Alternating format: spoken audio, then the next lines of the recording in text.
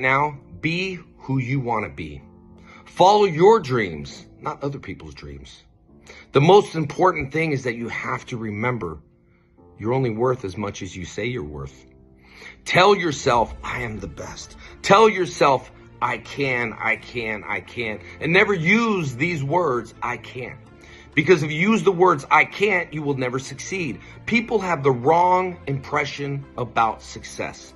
Success is not measured on the amount of money you have. Success is not measured on how much money you have in their pocket. Success is measured on, are you happy in life? Are you happy at your job? Are you happy in your relationship? Are you happy with who you are? Because if you're not, you need to change it. No one else. Remember, the words you speak control your thoughts. Your thoughts control your body controls your actions, and your actions become your characteristics. It's very important to believe in who you are and follow your dreams. Who cares what anyone else says? Everyone says, I couldn't do it. I couldn't be a ranger. I couldn't film a movie. I couldn't succeed. I was voted #1 in high school to fail. And guess what? I didn't listen to those people. And you shouldn't either. Right now, it's so important during this period of your life to reach and grab that opportunity. You got to remember, opportunities don't come to you. You have to get the opportunity. The opportunity is there. You just have to reach and grab it. And it's so important to follow these rules if you want to become anything you want to become. #1, we all have a purpose in life. We all have a purpose in life. What is your purpose? Do you really know what your purpose is? #2, you got to have passion. Have passion for what you want to become. Become passionate. I'm so passionate on what I want to do. I'm so passionate for the fans. I'm so passionate in my life. I'm so passionate about karate. I'm so passionate about making movies. You have to have passion. #3, patience. You got to have the patience. It's not going to happen overnight. You've got to have the patience. And #4 is profit. But who cares about profit if you don't have the ladder to succeed? The ladder to succeed is you have to have a purpose. You have to have passion. You have to have patience, and next will come profit. Everybody wants to be big, rich, and famous, but you can't buy happiness with money. You have to deposit in people's emotional bank account. People have to deposit in your emotional bank account, because if they're not, then they're not your friend. And you don't need those people. You need to surround yourself with people that are going to build you up. Don't put yourself in a bucket full of crabs, because what happens in a bucket full of crabs is when you reach the top, another crab reaches you and pulls you back down. So no one's getting to the top because the crabs are pulling you back down. Are your friends pulling you down? Are other people pulling you down? Well, you need to stop, because it is up to you, my friend. You control it. This is the rudder in the engine of the boat and the airplane. What you speak is what you get. If you say, I can't never do this, I can never follow my dreams, look, they're not going to be easy. People want the shortcut in life, but you have to do the work. So if you're sitting there right now and you're thinking, you know what? I never reached my goal. I never succeeded, not on money, but I never succeeded on what I want to become. Get off your butt and do something today. Look in the mirror and tell yourself this: I can. I will. That's the most important thing to succeed. Success is not all about money. Success is about happiness. So if this video touched you and you feel this video in your heart, tag a friend, because I'm only here for me. So if I could be here for me in order to succeed and be happy in my heart to share this message, then if it works for you and it touches your heart, send it to someone else. This is all about depositing in your emotional bank account. Do something good for someone today. Tell them you are awesome. Tell yourself you are worth everything. Everyone is equal. Doesn't matter who you are. People come up and say, man, you're my first celebrity I ever met. I'm not a celebrity. I'm a person just like you. So the most important thing is follow your dreams, go after it, and follow the 4 P's. You got the purpose, you got the passion, you got to have patience. And next will come profit. But who cares about profit? You can't take it with you when you die. But what you can do is leave a legacy. A legacy behind.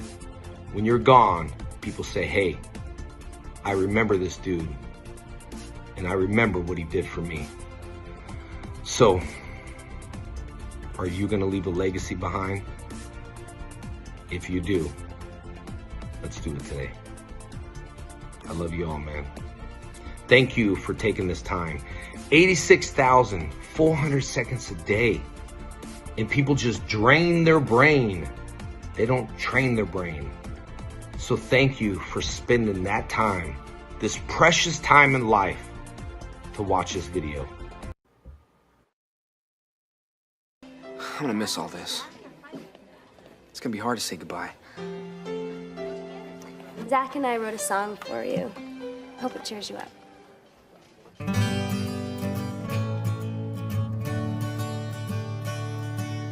Down the road, we never know what life may have in store.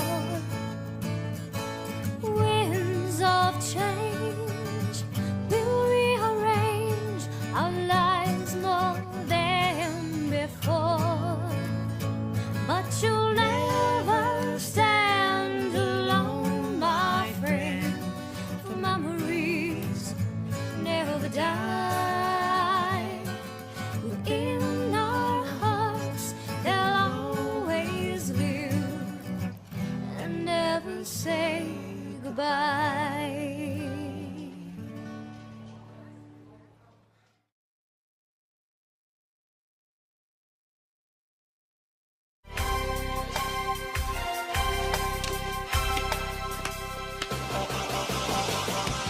Power Rangers!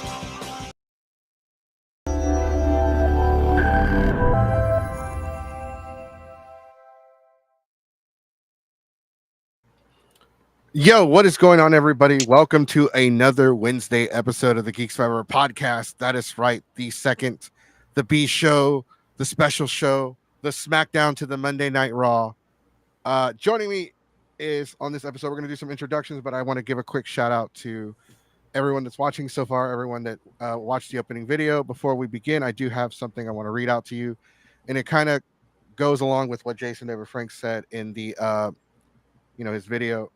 He talks about creating a legacy. When our time on earth is done, money or material things will not matter. But the love, time, and kindness you've given others will shine and live on forever. For the purpose of life is to not live forever, but to create a legacy that will. All right. So I am your host, the most chaotic podcast host and panelist in all of Texas. Acknowledge me. The one, the only, notorious, the confrontational, the broke Captain Mexico, also known as King Mexico, Goku. And joining me always is one of the most dynamic duo in all of the Power Ranger fandom. For one, you have failed this city and this community. Andrew Green Arrow Ranger. Yo, what's up, everybody? Welcome back, actually. And the one, the only, he morphs to fight crime and to help with charity. Legit John. What's up, everyone? And also joining us, a part of the San Antonio community. That's right, he also lives in the town with no Waffle House. Sefi Hakubi. All right, thank you for joining us, everyone. No skinny, no show. We don't do anything, do any of that stuff on Wednesday. Today we are here to honor the memory. Talk about Jason David Frank. Today would have been his 51st birthday. It has been 2 years, almost 2 years since we had to say goodbye to one of the greatest Power Rangers, arguably the greatest, if not one of the greatest of all time. Some people would argue that Jason David Frank is Power Rangers. Some people would argue he is the greatest Power Ranger of all time. Some people would say that he is definitely very inspirational. He lived a very, very exciting life. Being one of the, he was like our unofficial mascot of Power Rangers. Like he was the go-to. He was the franchise. He was the John Cena to the WWE, the Hulk Hogan to the WWF. He was the Superman to the DC universe. He was the Captain America to the Marvel universe. He's the Goku to the Dragon Ball. He's the Selena to the Cumbia. He is one of the greatest individuals, not just as a Power Ranger, but as an individual. Anyone that got to meet Jason knows that firsthand that Jason is one of the greatest human beings I've ever met. I've met Austin. I love Austin. I met Johnny. I met David. Jason will always be one of the people that I don't like. I don't really get nuts over meeting celebrities. I've drank with Walter. I've drank with Johnny. I've met Alice in Chains. Move, one of the biggest Japanese bands of all time, barged into my hotel room and kicked my boss on the floor, who I was working for at the time, getting him to wake up. I've met Sammy Hagar, but I didn't gush over anyone like Jason. Jason's different. Jason was special. And that's crazy because I met Alice in Chains and I drank with them. And I didn't know they were Dragon Ball fans. Or at least one of them was. Hey, Didn't know that. Hey, yeah, like for real. Like I always thought, I never even heard their music, so I always thought Alice in Chains was a chick. I've never heard their music, so I always thought like it was a girl named Alice who was the lead singer. No, that's just the name of the band. But thank you. I don't know how to segue into a start. But thank you everyone for joining us, for coming on. I know some of you guys were last minute. I completely forgot that Jason's birthday was coming up. We had a different topic. We audibled. We made it. This is something we're going to do every year. Just for the record, guys, every year we're going to dedicate the podcast to Jason. We're also going to do our Power Ranger special later on in the year, but that's neither here nor there. Thank you guys. Welcome. I don't know. All y'all had San Japan. I know one of y'all had San Japan this past week. Me. Yeah, for real. Can I acknowledge the fact that you take like 100 pictures? I didn't take a lot of pictures this time. Normally I do, but I felt like I didn't take a lot. Really? Compared to PMC, oh yeah. Compared to PMC, because it was my first time going, and I literally posted last week every day, Monday through Friday, like just something every day, and I was like, yeah, I have a lot. I always felt like you did take a lot of selfies because compared to me, like I only take like one, and it's usually a bathroom selfie. Like, oh, this is what I'm going out in.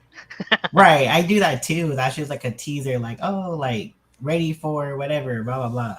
Yeah. It's like I'm gonna wear this for 10 minutes. You better catch me. No, for real. Because these cosplays be hot. Like Texas is not cosplayer friendly at all. No, especially like in August, September. It's like like we're like halfway dying. Mm-hmm. And then it happened to. Sorry, why did I? The mic's right there. And then it happened to rain the last 3 days, and I walked out of one of my offices downtown, and even though it was warm, it was like, the sun isn't killing me as hard today. There isn't a one or two chances of you passing out today. Right. Hold on, give me a second. Shameless advertising into a bunch of discords because I don't. So the way it works is, I could how people have YouTube channels and they do a countdown, and you can kind of go on there and kind of click on it and wait till it starts. Right. Yeah. Right. This app doesn't like that, so none of the comments will pop up on the comment bar if I do that. So I did it once. I couldn't see any of the comments. I was like, I'll just work twice as hard. So man, today would have been JD's 51st Yeah. birthday, and it's been almost 2 years since we lost him. Yeah. And I was looking at like the stuff, like because a bunch of Facebook memories were popping up. Like that's how I remember. Okay, oh, we did this last year to honor his birthday, Yeah. and I'm like, okay, let's do it again. Like I'm definitely gonna make this a yearly. Last year we did it on Tuesday. Today it just hmm happens to fall Well, with our Wednesday podcast. Yay. Yeah. Well, besides JD's like birthday, then I think it was yesterday was Three Trains like anniversary too. Ah, man. Yeah. And It's it was kind and it of was crazy, like just seeing how old she was. I was like, dang. Like when she passed away, like she was 27. yeah, Very she was That's wild. really young, really Yeah. really young, and it sucks that there's a lot of people that like celebrities that are talented or amazing that just kind of passed away young. Like look at Yeah. Selena, like Yeah. she was 21 when she died. I know she was like 23, I thought she was 25. 21. She was, I don't know, I think she was 21. Maybe you're Wait, right. Maybe you're right. when did Three pass away? It was 2001. So 2001. so just like I think it was Aaliyah. Aaliyah. Yeah, Same passed year. days before 9/11. That's nuts. Yeah. Yeah, she was 23. See? Right. 23. Yeah, you're right. You're right. I was close. I mean, that's still like, that's not like, oh god, that was a whole generation apart. No, that's still like, wow, that's still very very young. Holy crap. Yeah. It's wild because I saw that too and I was like, oh, yeah. Because I knew she died in 2001. I just remember When? what month. Yeah. It's just crazy how, like, Three Trains' death anniversary and then JD's birthday, like, the same week. She was in a car accident, correct? Right. Yeah. I think she was the only one that passed away in a car accident. The others Yeah. survived. Yeah. Yeah, because they were it's weird because unrelated, you know, I was watching a video and they were talking about like in 20, I think it was like more than 10, it was like 10 years ago, maybe a little bit more, but we also lost like Paul Walker to a Yeah. car accident. Yeah. hmm That was and Left Eye 2 from TLC, so car accident. It's wow, it's crazy to imagine like all these people that, especially like Power Ranger wise, it's Jason, didn't the Red Ranger from Ninja Storm pass away? Oh yeah. Yep, very similar circumstance as well. Yeah. If I'm not mistaken. I'm trying to think. Didn't someone Well, there were some voice actors too, but I forgot. Like the Robert Lord Zed. Robert Yeah. passed away. Was The it original- Robert? Robert Axelrod. Yes. There you Ro- Yeah, Mhm. I got to meet him in 2009, and dude was brilliant. He had a very, very intelligent, like he had a very brilliance about acting. I met him in 2000 and I want to say 10. He was at like Delta one year. Mhm. It was when Delta was still at the University of Houston main campus. It was it's crazy like how I'm trying to remember everyone that I've met and who, because I mean, not to kind of beat around the bush, but there are some people that are part of the Power Ranger franchise that are no longer with us, and there are some who are unfortunately in jail, and just there are some that still do it. For those of you that didn't know, Power Morphicon was recently in San Antonio, the San Antonio area. Oh, it's not More Phenomenal Expo. More I'm sorry. Phenomenal Hey. Expo. I'm getting Yeah, mixed I'm wearing up. the Yeah, shirt too. More Phenomenal Expo in the San Antonio area. That was actually pretty cool because the original Green Ranger, I don't know his name, but that was the first time. Yeah. Shiro. Shiro Izumi. It was the first time he had come to the U.S. as a guest. And then we just had the Power Morphicon was also recently, as well. That was in California. Yeah. Didn't we have? Um, Oh, show off. I got nothing to show off. That was a present to myself right there. Oh, but speaking of that, I need to get it. But when they had came, so Raikou and Shiro had came down, I had them sign the Shout Factory cover of Zoo Ranger. It was cool. I need some autographs. Damn it! I have Lord Draken, the Power Rangers Lightning Collection Lord Draken figure released by Hasbro. Nice. That was the last thing I had autographed, and it was autographed by JDF. Nice. It's still here. It's put up. I need to put a protector over it. Yeah. But oh, were you gonna say sorry? I was yawning. No, I stopped so you could talk, but then you yawned. He's like, I was getting into it. I was like, okay, no, but the only thing I have for JDF was just a photo op I did with another friend of mine, and I had him sign it. I'm not sure, like to be honest, like I'm not the type to keep autographs, but I remember I bought this Green Ranger print in 2013.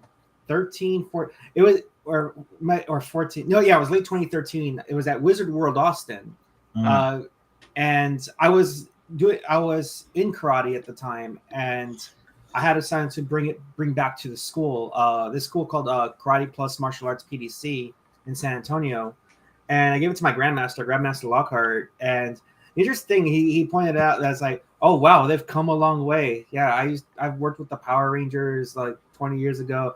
I was asking which one, but he couldn't recall which one. But I wasn't sure. You know, like I'm not to say this dojo is a McDojo, but you know how some McDojos out there will BS anything, especially when someone knows Japanese and like, yeah, right. But apparent for those, some of you know already, Steve Cardenas used to live here, and he trained under the Lockhart. So back when he was doing karate, now he's doing BJJ and really kicking butt in that. But it wasn't so much that like I wanted to keep. It was more like I wanted to take something, because pretty much I'm sure there's gonna be chances to really go in depth about like what JDF means to each one of us, but he definitely influenced me in karate, and I've been appreciating martial arts and combat sports because of Jason. It's funny that you mentioned martial arts, because JDF ran martial arts schools, but besides the dojos, he also ran a MMA team. So I trained with the team called Demon Warrior Cross Training, and one of my teammates, like a couple of my teammates actually, were scheduled to fight with some of JDF students at a show. It was great. Unfortunately, I didn't get to attend the fights, because at that point I had re-injured my knee, so I had to step away. But it was great, like knowing we got to meet like the people that trained with JDF, because JDF did MMA for a while. He was undefeated, or what was his record? Does anybody know? I think he was undefeated with 10 matches. I forget. I'm about to look it up. This is so his student, like one of his students, fought with one of my teammates. It was great. It was kind of cool, because it felt like we were the bad guys. Oh, look, we're like the monsters in the show. He had about. Oh, I'm sorry. Go ahead. I was gonna say the only difference is there's no spandex suits or giant fighting robots involved. It's just somebody's getting decked in the schnoz for a small, like, I don't know, it's maybe 500, maybe 1,000. I know that Jason made that joke quite often, where like he in his matches for like MMA, he would be like, yeah, for some reason, like whenever I punch the guy, he doesn't spark. Yes, spark. I think there's a video where it's one of his fights, and like the commentators make fun of him for being a Power Ranger. It's like, oh, look at that, Jason David Franks. As you people know, morphing is illegal in the fight. It was great. Yeah. So Jason had 5 fights, 4 amateur, 1 professional. And I think the first fight I saw him on, the MMA fight, was against Carlos Horn.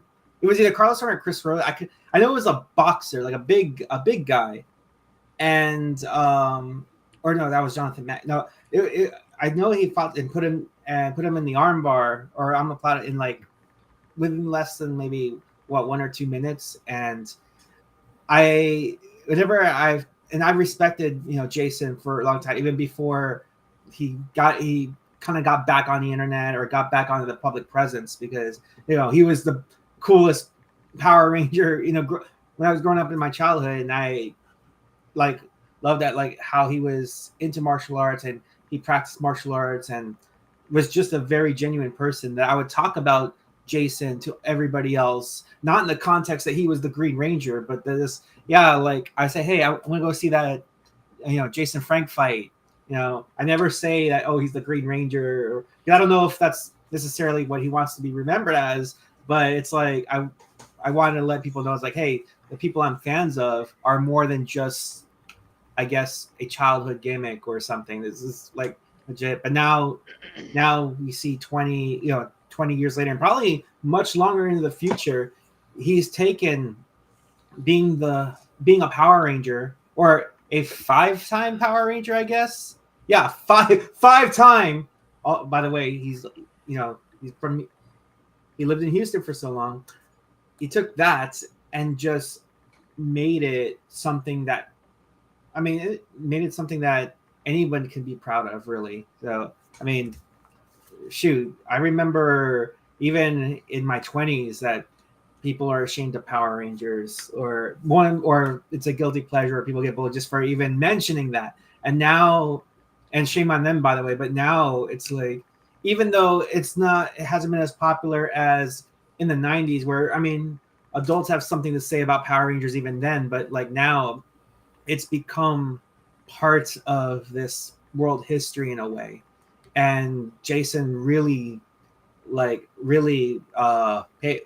took that and made it into something special for everyone. Like, here we are, and we're all, I imagine we're here, we're Power Rangers fans, but I don't think of myself as like, oh, I like Power Rangers because I'm a Power Rangers fan. It's like, now Power Rangers has really been something important for me in many ways. Man, I've been a Power Ranger fan. I've never been ashamed. I've eaten a burrito off the ground, so I don't give a fuck. and I'm not talking about just any ground. I'm talking about public, like Houston, my high school, like just the ground. It fell on the ground and I just grabbed it. I was like, oh like, you want this? You want this? I ate Thai food for lunch today, and and there was like a hair in it, and I'm like, screw it. I'm not in a hurry to go home anyway. Fancy. I look, bro, I can't afford Thai food. I fill up on free samples at the mall. You want to get into a convention for free one day? Just wear a black suit and a gold name tag. They'll think you're staff. Anyways, moving on. Hey, Legacy and Nerd, I sent you a message on Instagram if you would like to check that out. Yeah, what's up, Legacy and Nerd? Yellow. He's a good friend of ours. Hey. So the first time, what was your thoughts the first time you met Jason David Frank in person? Let's start with Andrew, the Green Arrow Ranger. It was quite the experience, because like when I first met Jason, it's like you go like, oh my god, this is my hero. This is like the guy. He is the Power Ranger, right? So I literally like couldn't like fathom, like I actually I'm actually like meeting the guy for the first time. So honestly, like I was at a loss of words. I tried to like formulate like a sentence at one point. I was like, hey man, like you're my number one fan. I'm like, damn it, I got it wrong. You're my fan. I was like, no, my I'm only sorry. fan. Right? I was like, no, I'm sorry. Like I'm like your number one fan. So can you imagine like You're my fan. Do you want an autograph? Right? He's like, please. He's like, Jason- excuse me. Jason's like, okay. Like, But I mean, he got a kick out of it. He's like, I know what you mean, man. Like, I know, like, me and the guy, the Power Ranger, right? It's kind of like you get tongue twisted. So he was pretty cool about that. what about you, John? Legit. Okay, I have a question, John. What's up? Before we go into, so you cosplay mostly the Blue Ranger, right? Or do you cosplay Mostly, but I do have other colors. So speaking of green, I finally got to debut my Green Ranger cosplay. But if people are watching, it got like Super Sentai. So I actually got to debut Clover King from Jaka Denjigetai. So he's the second Green Ranger of Super Sentai. So I did it for the Tokusatsu meetup on Saturday from Sen, Japan. So I was pretty happy. Well, that's cool. One of our affiliates, because we have people who help, like, who are part of Geeks Five Ever that do the show, and only they might do the show, they don't do the panels, or they might do the panels and they don't do the show. Agent Right. Alex, it wants to debut. I think it's called Big O. He's the You mean Big One? big one. That's what I'm sorry. And Yeah. I have Big One. I just did Big One too. But yeah, whoever he is, do it, because we need more representation of like Ranger cosplays from the Showa era, like the old times, like pre-Zoo Ranger era. So the more the merrier. I mean, there's a couple of us out there that's done it or did it before. So I would like to cosplay Megazord, but when I cosplay Megazord, I need a handler with me so they can carry around like little like buildings to kind of put next to me as like props and. right, that'd be cool. I like that. Yeah, so I would say it was just one time, but I met him just at one time, but it was 2022. Yeah, so it was 2022 Big Texas Comic Con. So that was his last Comic Con before he took his life away. But during 2021, so once they were making announcements for the next year, he was the very first one to be announced as like the guest, celebrity guest. Mm-hmm. And at that time, I was like, well, this is my opportunity to meet him, you know what I mean? Because I've had friends like Andrew and other Ranger friends, like, oh, I met him, blah, blah, blah. I was like, that's cool. Like, I just need one time and that's it. That's why I can say that I met him, blah, blah, blah. And I'm glad I did. Like, it was a good experience. I'll send a photo. Oh, do you want me to send the photo? Yes. Okay. No, I did. No, I saw the message. Okay, yeah. So he was cool. And like during that time, like the biggest lines were JDF and Matthew Lillard. But I mean, Matthew Lillard was more of a longer line, but they were still kind of like the same sort of like for lines, whatever. So when I was waiting in line, I was next, and then just like I heard the story, like he has a really big a really like strong bladders. I've heard stories where like he'll just meet people consistently, and not really like leave his table. So when it was my turn to go meet him at his table, he was like, hey, I have to use the restroom, and I was like, yeah, that's fine, go for it. Like, it's not a big deal. Like, I just wanted to see a picture. I said, like, if you need to go, like, go, And he was like, nah, I'll do it. I'll suck it up. And then after you, then I'll take my break. And I was like, okay. And then he was super nice, super cool. He was wearing a suit, like a nice suit, not like Ranger suit, but like a nice, coat and pants, with the tie, but suit and no tie, but still on his Superfly. But yeah, so he was really cool. And at that time, I had him sign the photo op, because I did a photo op like the previous day, and then the next day I had the signature. And then I have they're like the Boom Studio design prints of like those circle pins that you put on, like those big circle pins. And it was like most of all the colors. So I just needed at that time like green, white, and some other colors. But I was very fortunate to get both the White Ranger circle pin and the green one signed. So it was like two birds in one stone. I was like, yeah. So that was really cool. And I do have the picture from the photo op, and then I got a picture with him at his table. So it was really cool to like have that moment to pose with him and stuff like that.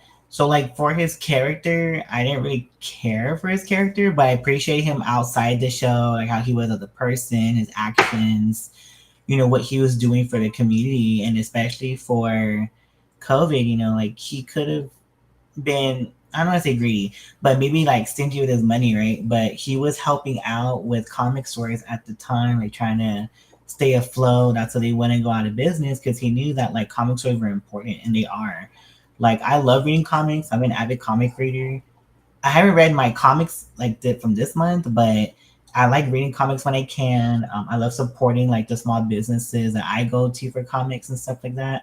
So he knew like these are the stores that that kind of is community based, not just for the geeks and the nerds, but for everybody. Because like, besides comics, and some comic stores have like game nights, card game nights or tabletop games nights or whatever. So it kind of brings like a sense of belonging for those. Like those kind of people that like doing that stuff, which is cool, and I support that. But I just like what he was doing outside of the fandom. And yes, he was the face of Power Rangers. I mean, you can't go to a con without hearing like JDF a lot of times. I mean, that's just how it was. I appreciate him outside of the franchise, but I liked him more as well because he was a fellow Texan. So like any celebrity that's like a good intentioned person that's from Texas, like that's my favorite. From Tejas.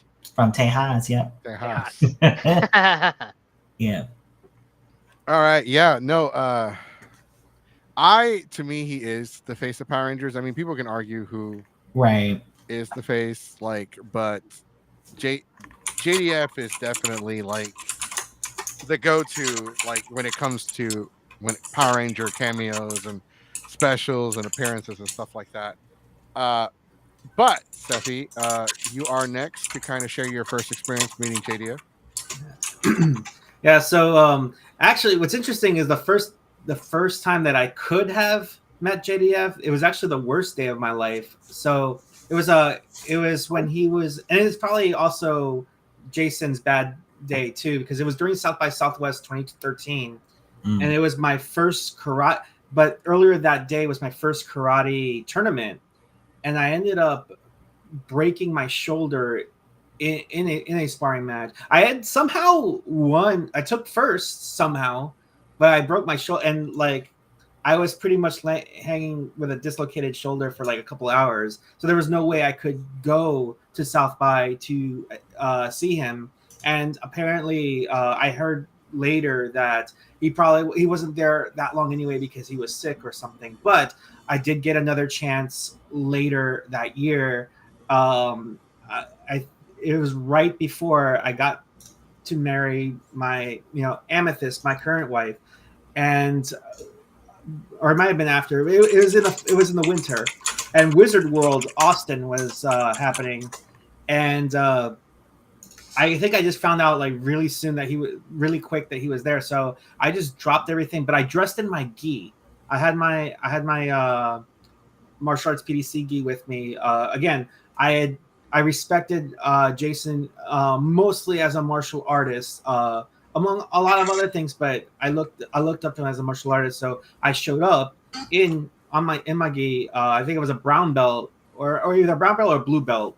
And then I showed up, and I had a couple of things. I think I had the first board that I broke, and I wrote a message on there, like just letting him know like how much like he meant to me, like all those times, and how I was able to find strength because of what he taught, whether he was Tommy or whether he was Jason, being from all the PSAs he's put out, his instructional videos that he's put out, or when I first found out about him on Instagram, and he would like kind of show his life in a way, I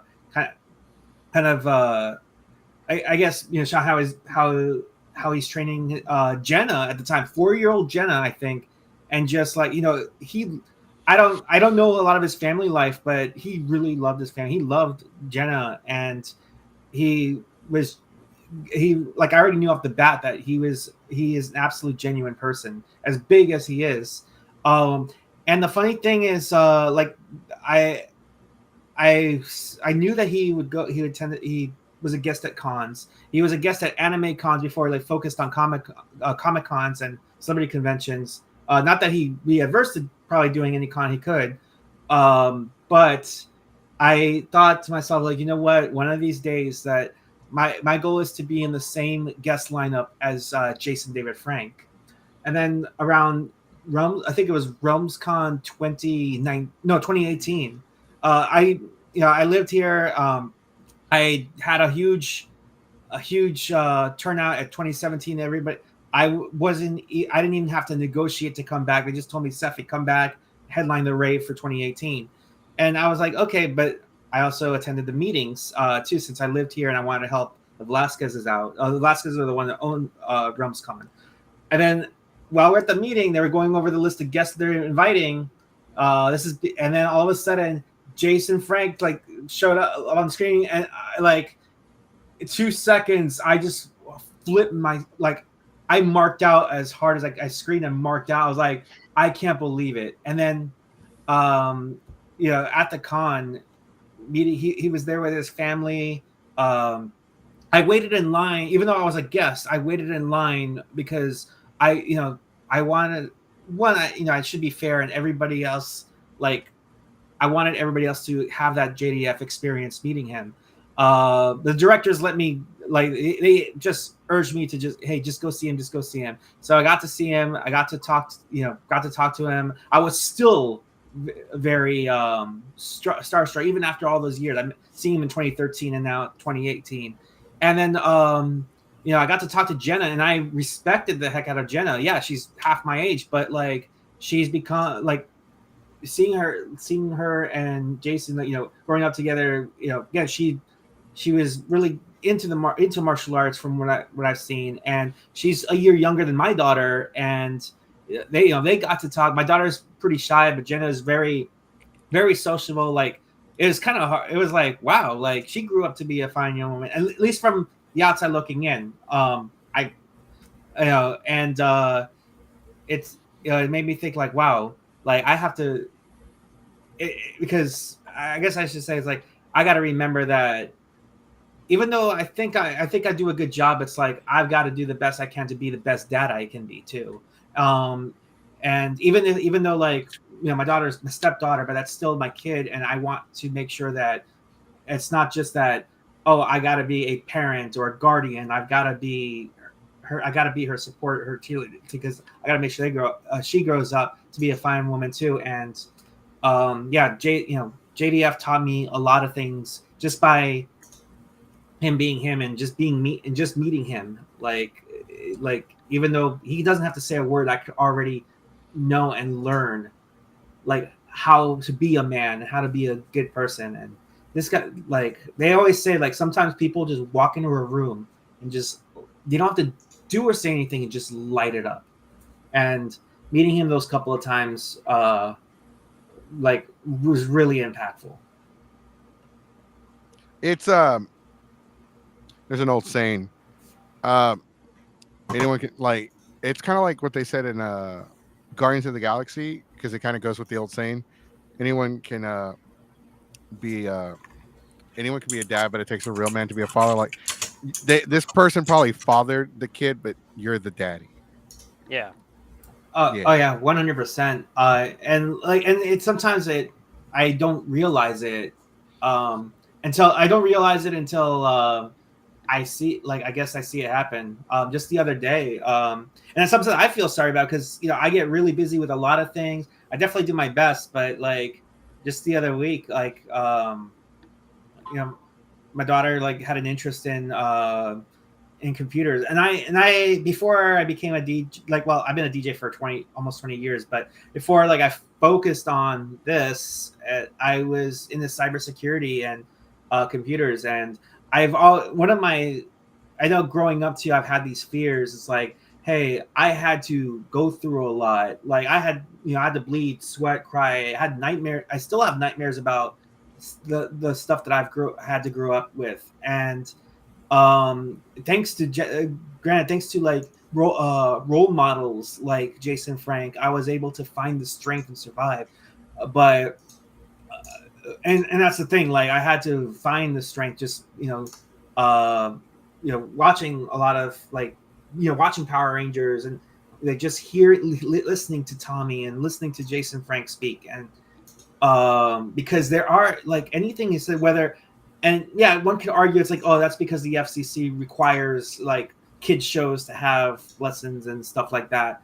But I could tell like that was him. That was Jason, like putting that out there. But but I've grown up like having to fight, and yeah, I don't want my daughter to have to fight, but I want to make sure that she's ready in case of anything. And my wife, her mom, and I, like we have our we may have different ideas, but ultimately it's like we want to make sure the strength that we've gotten from like the heroes, like Jason, an actual hero, that we take that and take those lessons, take that energy, and then we pass it down to generations. And unfortunately Jason's not here with us, but but he did leave a legacy. But that legacy is not just, oh, he is the coolest Power Ranger. Like this, he's literally made, and I say literally, made the world a better place, because he's put that positivity, that he's worked on making the world a better place, and now it's up to us. And I've got my demons I still have to fight, but I still do my best. So to address some comments, and then we got some pictures we're going to share. Met JDF in my Billy Mays cosplay back at Fan Days 2013. Only saw him then. Very nice guy. Was so funny to me how short he was. Well, unfortunately, sir, I know you. We're friends. We met. Right? You're freakishly tall, sir. You're taller than me, and I'm like 5'11", and with shoes, depending on the shoes I'm wearing, I could be 6 feet, right? And you're taller than me by like, whenever I see you, I gotta be like this. Like, what's up, bro? What's up? I was actually shocked, like how, like, I thought Jason was taller before I met him too. I was actually shocked I was taller than Karen Ashley. Like, I guess it's because they're on TV. Everyone's like, oh my god, these people are like 7, 8 feet, 10 feet tall. Austin St. John's 10 feet tall. Nah, bro. Then you see them, and you're just like, huh, where's the rest of you? It's because we had like the kid glasses on, because growing up we're like already like what, 4 foot, 3 foot, depending on how tall you were. Yeah. But like Rhea Ripley, like if you know anything about Rhea Ripley, they always make her seem like tall and huge and all this stuff. She's 5'7". I thought I read an article where like she had to wear like these platforms or something. There was some article where like certain wrestlers have to wear platforms when they wrestle to make them look big. All right, first picture we got. Heyo, that's me. I mean, you sent me the picture. I hope it's you. Right? I mean, it's in my namesake, so yeah. Backstory on this picture right here. So basically, this is like what John was talking about, where JDF was doing, the PPP program, the Power Ranger Protection Program, and he happened to like show up to Heroes and Fantasies here in San Antonio, and this is like my redemption shot right here, right? Where I'm like, okay, cool, like I'm not gonna mess up my speech this time. So went through line, and the reason why I dressed up in like my cosplay for Green Arrow was, first of all, I wanted to like show my cosplay off, right? To like, hey JDF, this is like my cosplay. This is who I cosplay as. I'm Green Arrow of San Antonio, and because of what you did and the other actors, like you kind of like showed that giving back to the community helps.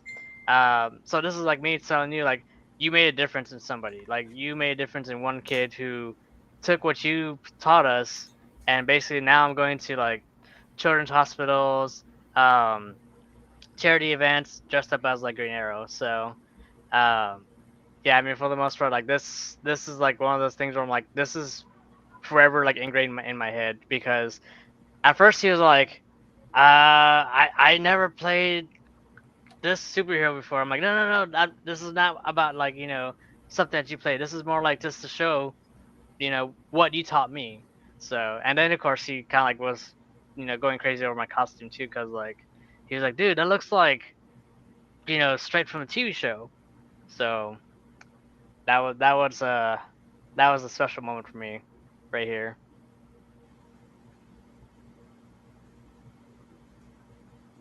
I'm over here on mute como un pendejo. My favorite photo of Arrow and JDF. Oh hey, yeah. He's like, who? Oh, me. That's right. Oh my god. And our next photo is John. Yeah. John, So, I don't think I've ever. I'm sorry, I didn't mean to cut you off. But no, I just want to. I want to compliment you. Okay, all right. What's up? I don't think I've ever seen you not smile in a picture. And What do you mean? I smile in pictures? No, I'm saying not smile. Like you always smile. Not smile. 100%. I have a few where I'm not smiling, but that's when I'm non-ranger cosplay though. So yeah, but those photos are probably like a shiny Pokemon. You know, they're rare, hard to find. Yeah, Black Diamond. Yep. Yeah. Okay. Yeah, I got you. I'm gonna get it in a minute. So no, like that's my like I just love the fact that you are like completely. I want to make a joke, Sephi, and I'll make it whenever we share it. But no, that's my comment because you always like you have some people that take photos and they look like somebody pissed in their Cheerios, right? Well, if they're trying to go for the mean mugging look, then maybe Yeah. they didn't like Cheerios. And they're like, I gotta get this expression out. Yeah. I hate Cheerios. All right, so tell us about your photo. Oh my god! So that was the day after the photo op. So that was Sunday, whenever the con was at that time in 2022. And yeah, so I had him hold the helmet, which was by Hasbro. I have. So he got to hold it. And yeah, so I took a picture in front of his table once we did it. I almost didn't recognize him at first. I was like, who the hell is that? Yeah. So that's what I was saying. Like, he was dressed real nice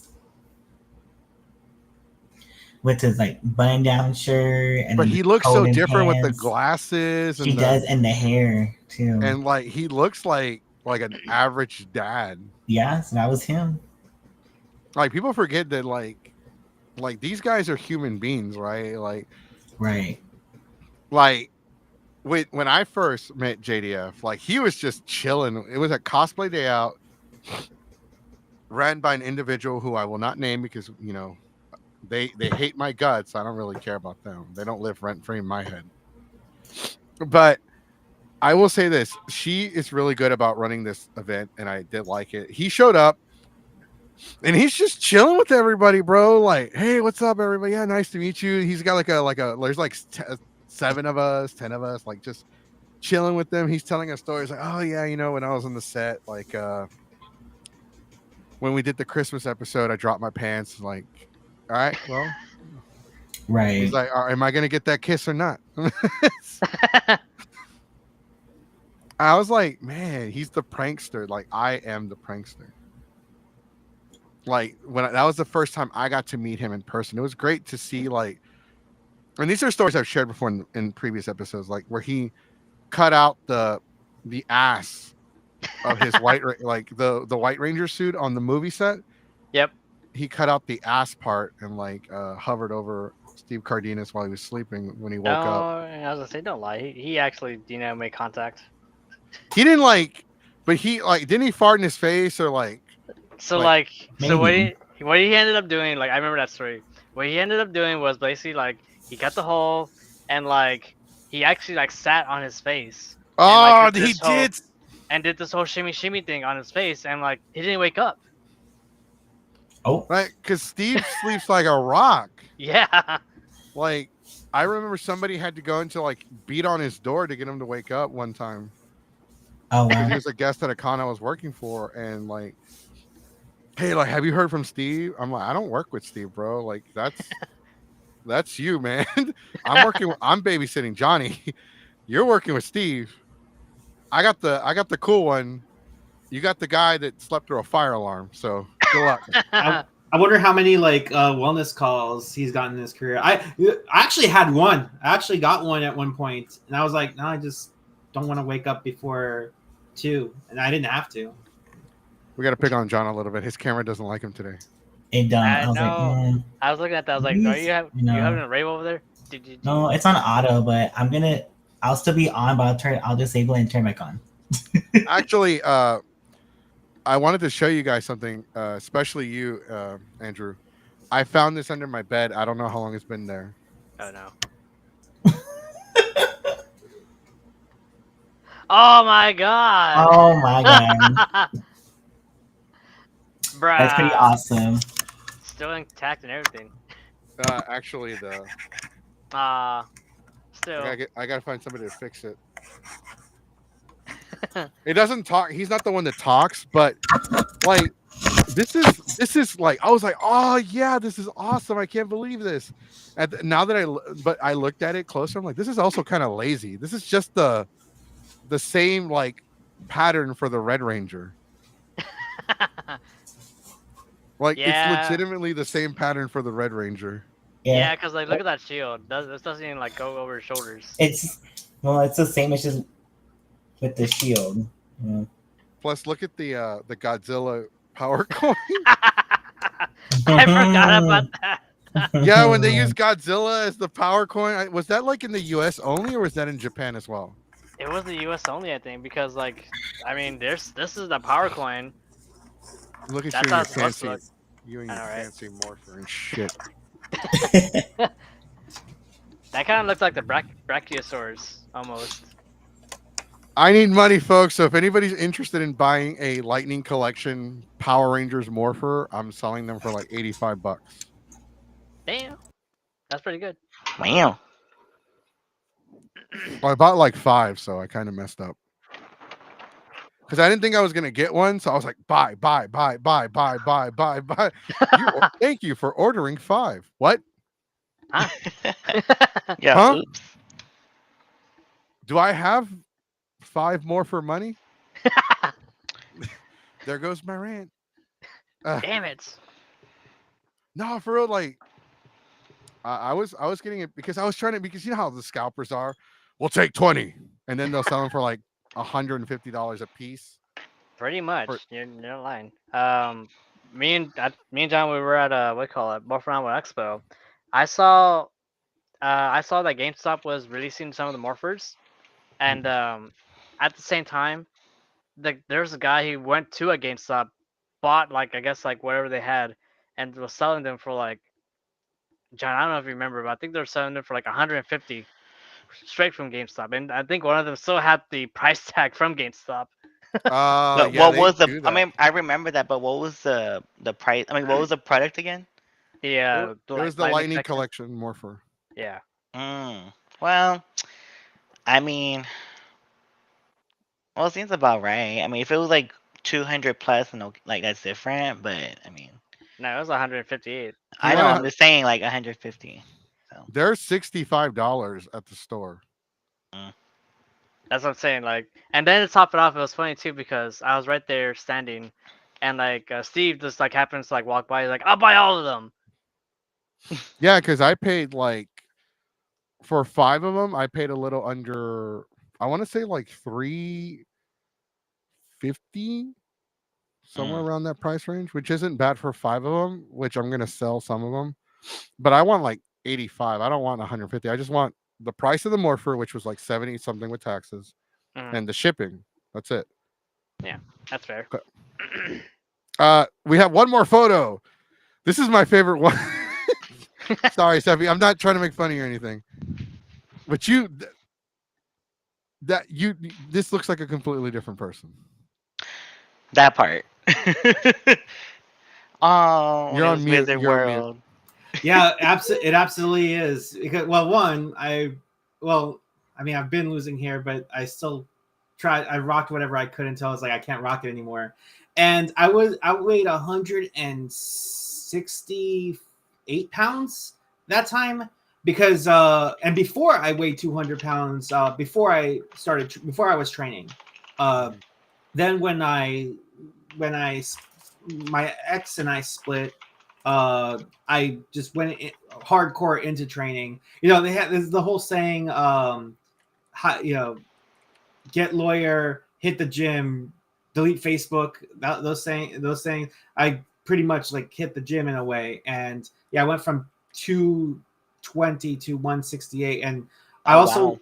yeah, and I was also part of it too is like I was also working Panama schedules, which in the military Panamas are, and probably everywhere else, it's you work 3 on 3 off, 2 on 2 off, like 12-hour shifts, and on the days I had off, it's just during the summer. So Wizard World I think happened in the fall or winter, so I saw the residual like from that. But in most of the summer, on the days I have off, they had karate camp, and I'd be in camp like 8 hour. I'd be doing karate 8 to 9 hours a day, and that really like if you want to be rock hard and ready in shape, that really like got me in shape, and I enjoyed it. Like they paced I was able to pace myself, and it really transformed me.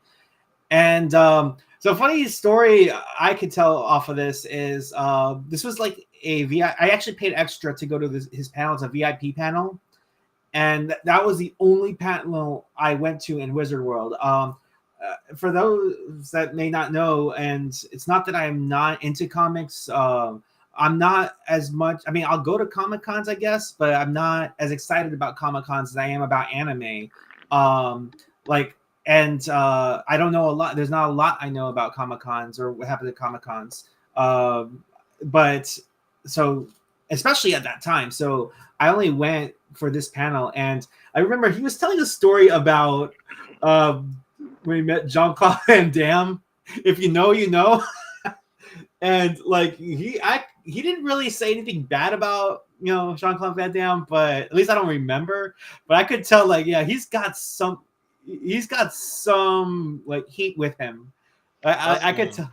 Was this the convention where he actually like was like face to face with them? No, that was like years later. Okay. So this was 2013, but like maybe as recent as 18, 19, or after, I don't remember. It seemed recent that like he was like ready to beat his ass on like right then and there, and he absolutely could. I'll say that with my whole chest. But but also right before this con, actually this was in the winter. Right before this con, I was at another karate tournament in Austin, and it was the Fire Dragon tournament. And that morning was interesting because the night before I went to see Darude live, and I didn't sleep after the rave, and I had gotten into this tournament, and I was just somehow I was tired, but I had to perform, and actually perform. I did katas and won first place in katas somehow, and after sometime during the tournament, they announced on the loudspeaker, get your chance to meet Frank Dukes. And I'm like, I had no idea Frank Dukes is going to be there. And for those that are wondering, Frank Dukes, he was a pioneer of ninjutsu in America. Well, one of the pioneers. There's also Stephen K. Hayes, and they're both rivals in some way from histories and whatnot. I don't really get into the drama of martial arts as much as just the martial arts itself. And I had a lot of questions that I want to ask Frank Dukes, but I couldn't. I was like, nice to meet, whatever, and just went on my way. And I had a picture with him, but I told, but Jean-Claude Van Damme has played Frank Dukes in the movie Bloodsport, and I actually told Jason, this is like, hey, so you talked about Van Damme earlier, but I actually met the real Frank Dukes, and like, yeah, and I don't remember what I said, but I thought he had a chuckle about that too. Not of Frank Dukes, but it's like, it's so serendipitous that we were talking about like, Van Damme there that day. But it's wild. And yeah, I'm very proud of this photo, like my actual encounter. And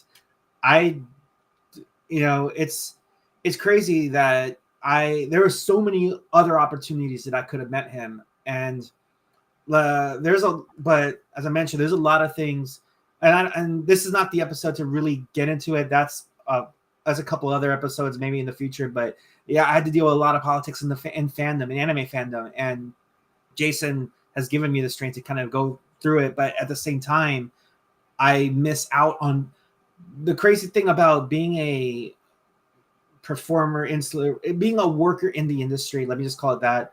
That's what sucks about being a worker in the industry, regardless of fame, fortune, whatever, is you kind of miss out on being a fan. You forget to be a fan.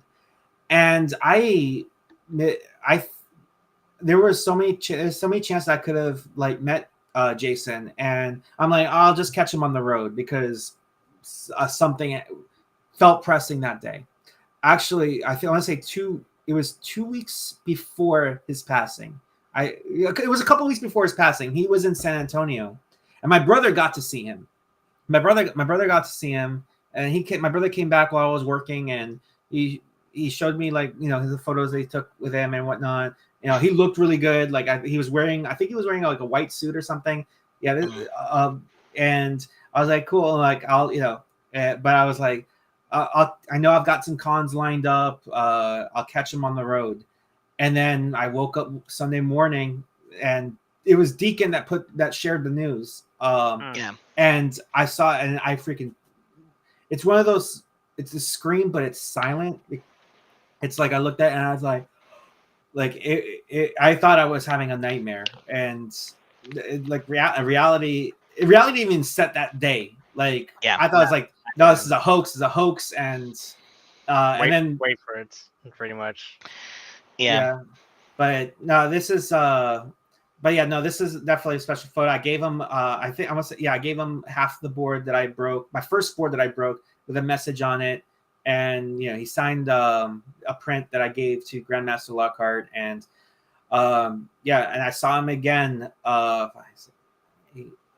years later. I have the picture of that too. I don't know if I could share on here because my daughter's on it. She's a little shy about photos, but it is on Facebook floating around. But it's pretty much my family, a couple of my friends who supported me in as Sephi Hakubi and my raves and whatnot. And then I was looking at that photo, and I realized, wow, Jenna is actually taller than Amethyst. Amethyst is my wife, and I was like, that's nuts. And then I'm like in the back, all you see is really my head.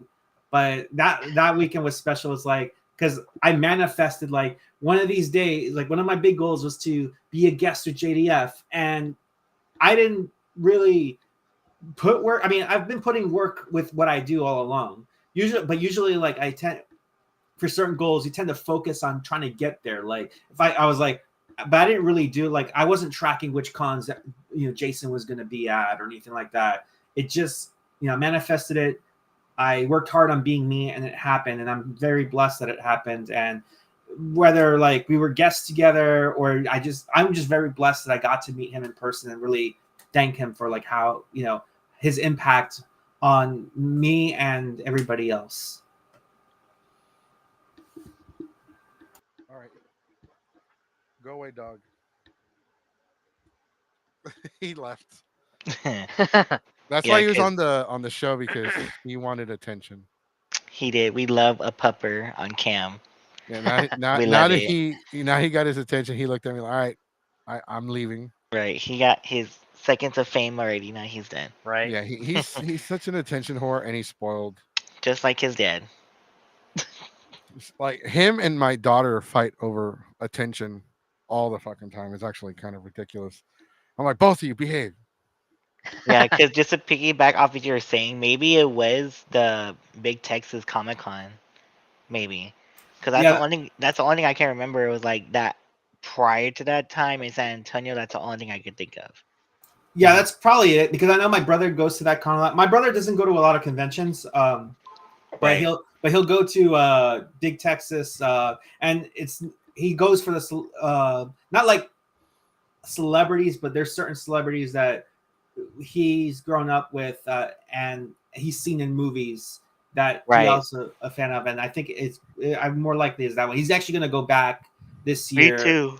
I'm planning on it. So yeah, and to see even more martial arts stars. The cast of Cobra Kai will be there. I'm going to see the Cobra Kai cast. I'm also going to see Joe Pantoliano, or Joey Pants. He was he was Titus Sinclair in Ready to Rumble. He's also Ralphie in Sopranos. But the thing is, I know most people think that my brother or that I'm from Florida. I do claim that my hometown is Florida. I actually was born in New Jersey. I lived there till I was 9 years old. And the borough that I lived in was Cliffside Park.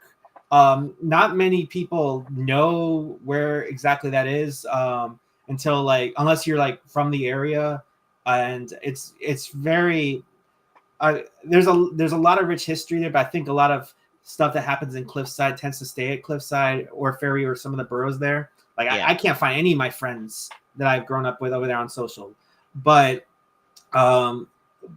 Joey Pants grew up there too, went to high school there, and it's gonna be nuts that like, hey, I was in Cliffside from 86 to 97, and I was a little kid, and I still think about that place. And even then, like, but I will say, even in that small town, like Power Rangers was a huge deal there.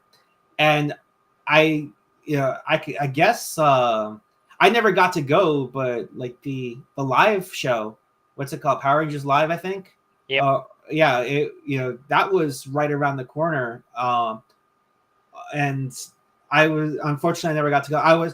I grew up very poor, and like I was lucky enough I was able to actually be able to watch Power Rangers at all, but I can barely remember that like Power Rangers Live was being advertised heavily there. Heck, there was a giveaway when VR Troopers was on the air. It's like, hey, get a chance to like go see them live by watching VR Troopers and filling out this postcard or whatever. So but now it's I know I drove my parents crazy about Power Rangers, like that, as much of a phenomenon it is.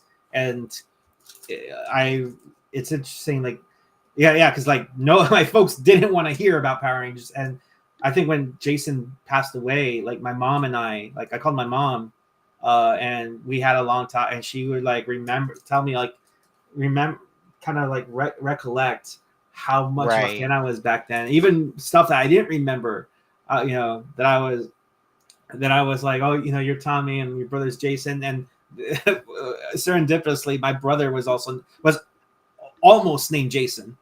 My brother was almost named Jason, and I think is there? Yeah, but so I think it's ironic that his name is Jason, and like him and Austin, they weren't exactly like stomping through the club together, but his actual name was named after the Jason character. Like he shared the same name as Jason from the show.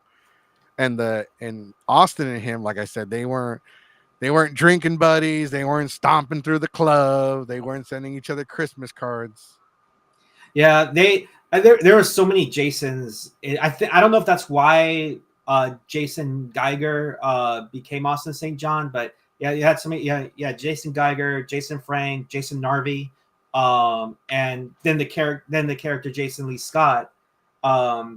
It was just too hard to track. And that's another thing. That's also very sad that there was a feud between Austin St. John and Jason David Frank. Like, and I will also say it was also sad that they never actually got to fight, or maybe not, because it's not that, oh, I wanted them to fight. Like if Austin is that martial artist that's told, and who knows if he actually told those tales. I know there's a trend that yes, he tells tall tales, but we know that he's been a martial artist, and it's like, even if it's not malicious, it's like people would pay money just to see a fight with two legends.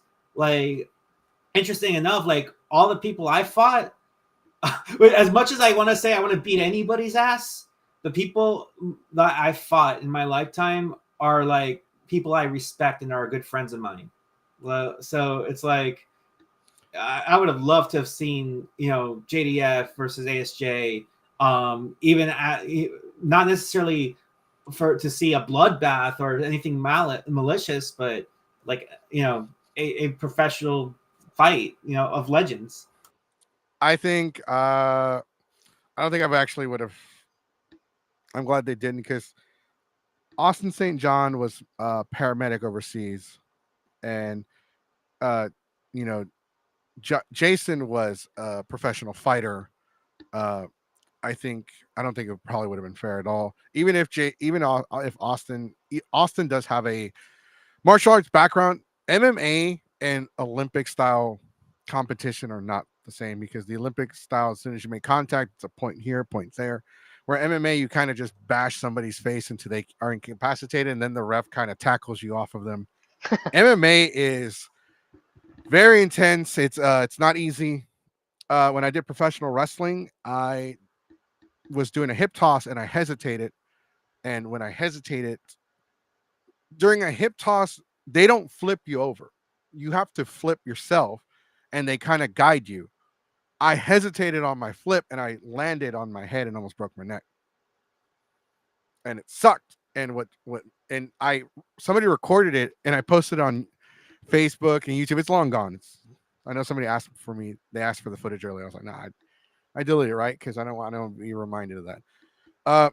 When I did MMA, it was you trained 5 days a week for 2 hours at least, and it's intense. It was somebody actually dislocated their shoulder during training, and they were kind of sidelined for a couple weeks. It sucks. I mean, I've broken my ribs fighting somebody. It sucks, and I never got to compete with any of JDF's students. I feel like that was a missed opportunity. I do want to get back into it though. Like, I do love JDF's tattoos though. The one tattoo that he has that was his brand was Jesus didn't have. Heyo. And yeah, he used that as his slogan. Like, Oh, yeah. for those of you that obviously it's a Christian tattoo, right? Because JDF was a heavy Christian. He had his faith. He believed in it. You know, the story is that Jesus never gave up. He carried his cross, went through with it, and that was like his motto. Like, he didn't give up. Why should I? And I kind of like, in so many ways, bro. Like, I related to JDF because I'm the class clown. I'm the prankster. I convinced all of my buddies in college to stop using doors to get inside the car and to hop through the windows. And like, I even one upped it. Like, after like a few weeks, okay, we gotta hop through the window while the car's moving. Damn. And it's crazy because, and not to bring up the subject of what happened, but even his own, like his wife, Tammy, knew about his issues, like his depression, his anxiety. A lot of us didn't know. A lot of us had no clue.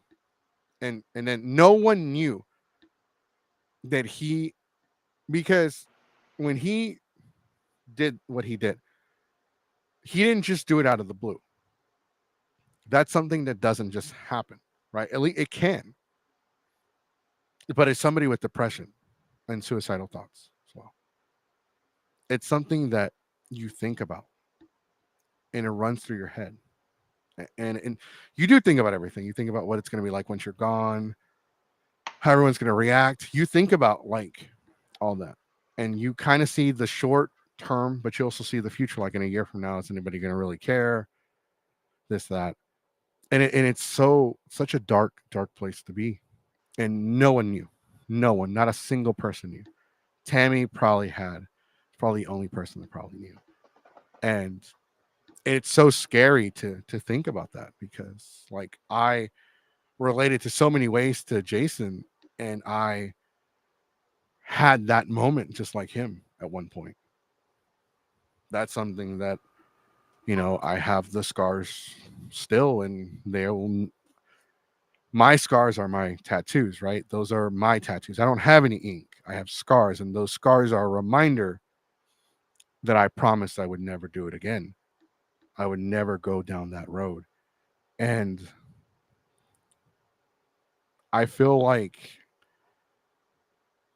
Jason cared so much about us as fans that he didn't want us to see that part of him, because it makes you feel weak, like there's something wrong with you. You don't want people to know, like, hey, because some people rely, like John's always smiling in his photos, and that legitimately makes me laugh because he's so happy in his photos, and I've taken photos where I'm like this on. And they're like, Goku, how come you're not smiling? I am smiling. Dark and brooding.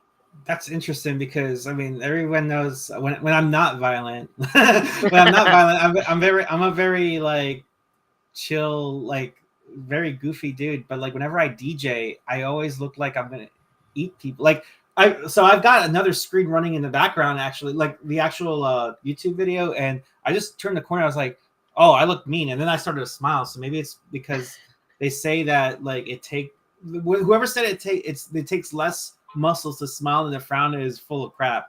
This is literally just my face. It's just like, yeah. Yeah, like people think like oh, we eat people. Oh, it's like, oh, we're gonna eat people. It's like, no, we're not grizzlies, we're teddies. And I do like, yeah, I do this. I'll be like, whenever we're talking, and I'll be like, really?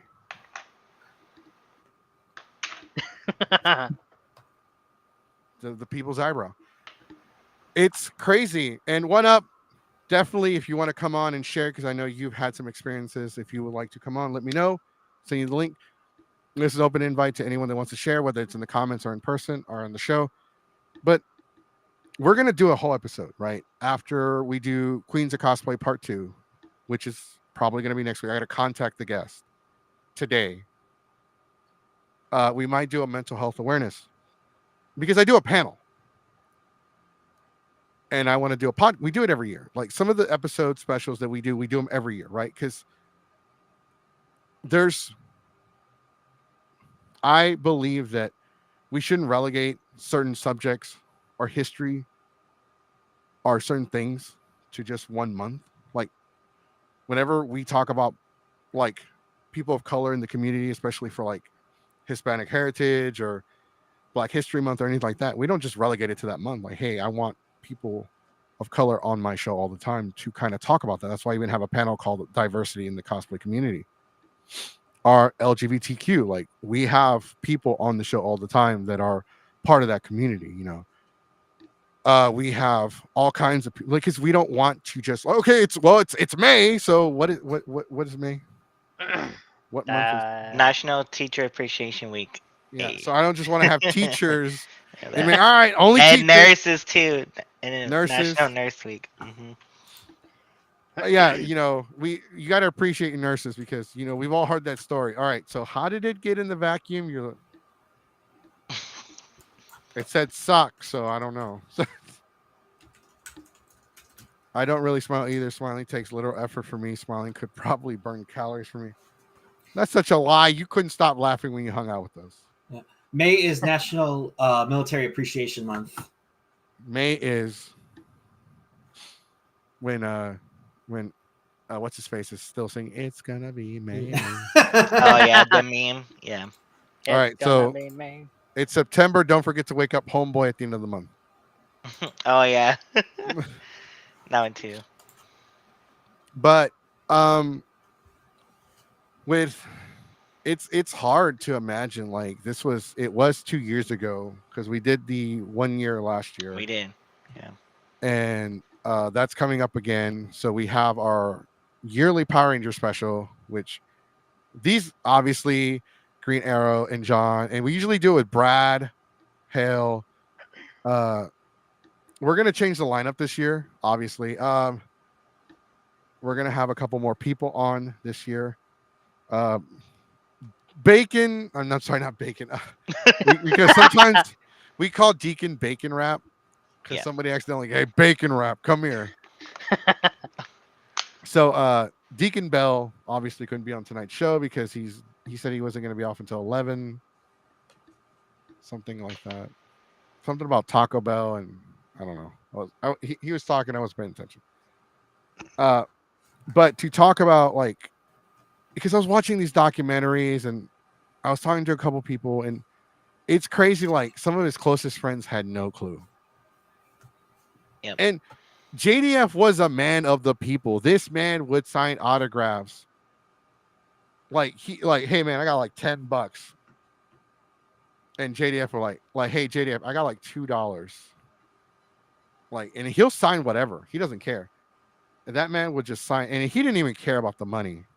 Like anytime he did charity, all that money would literally go to whatever the charity he was doing it for.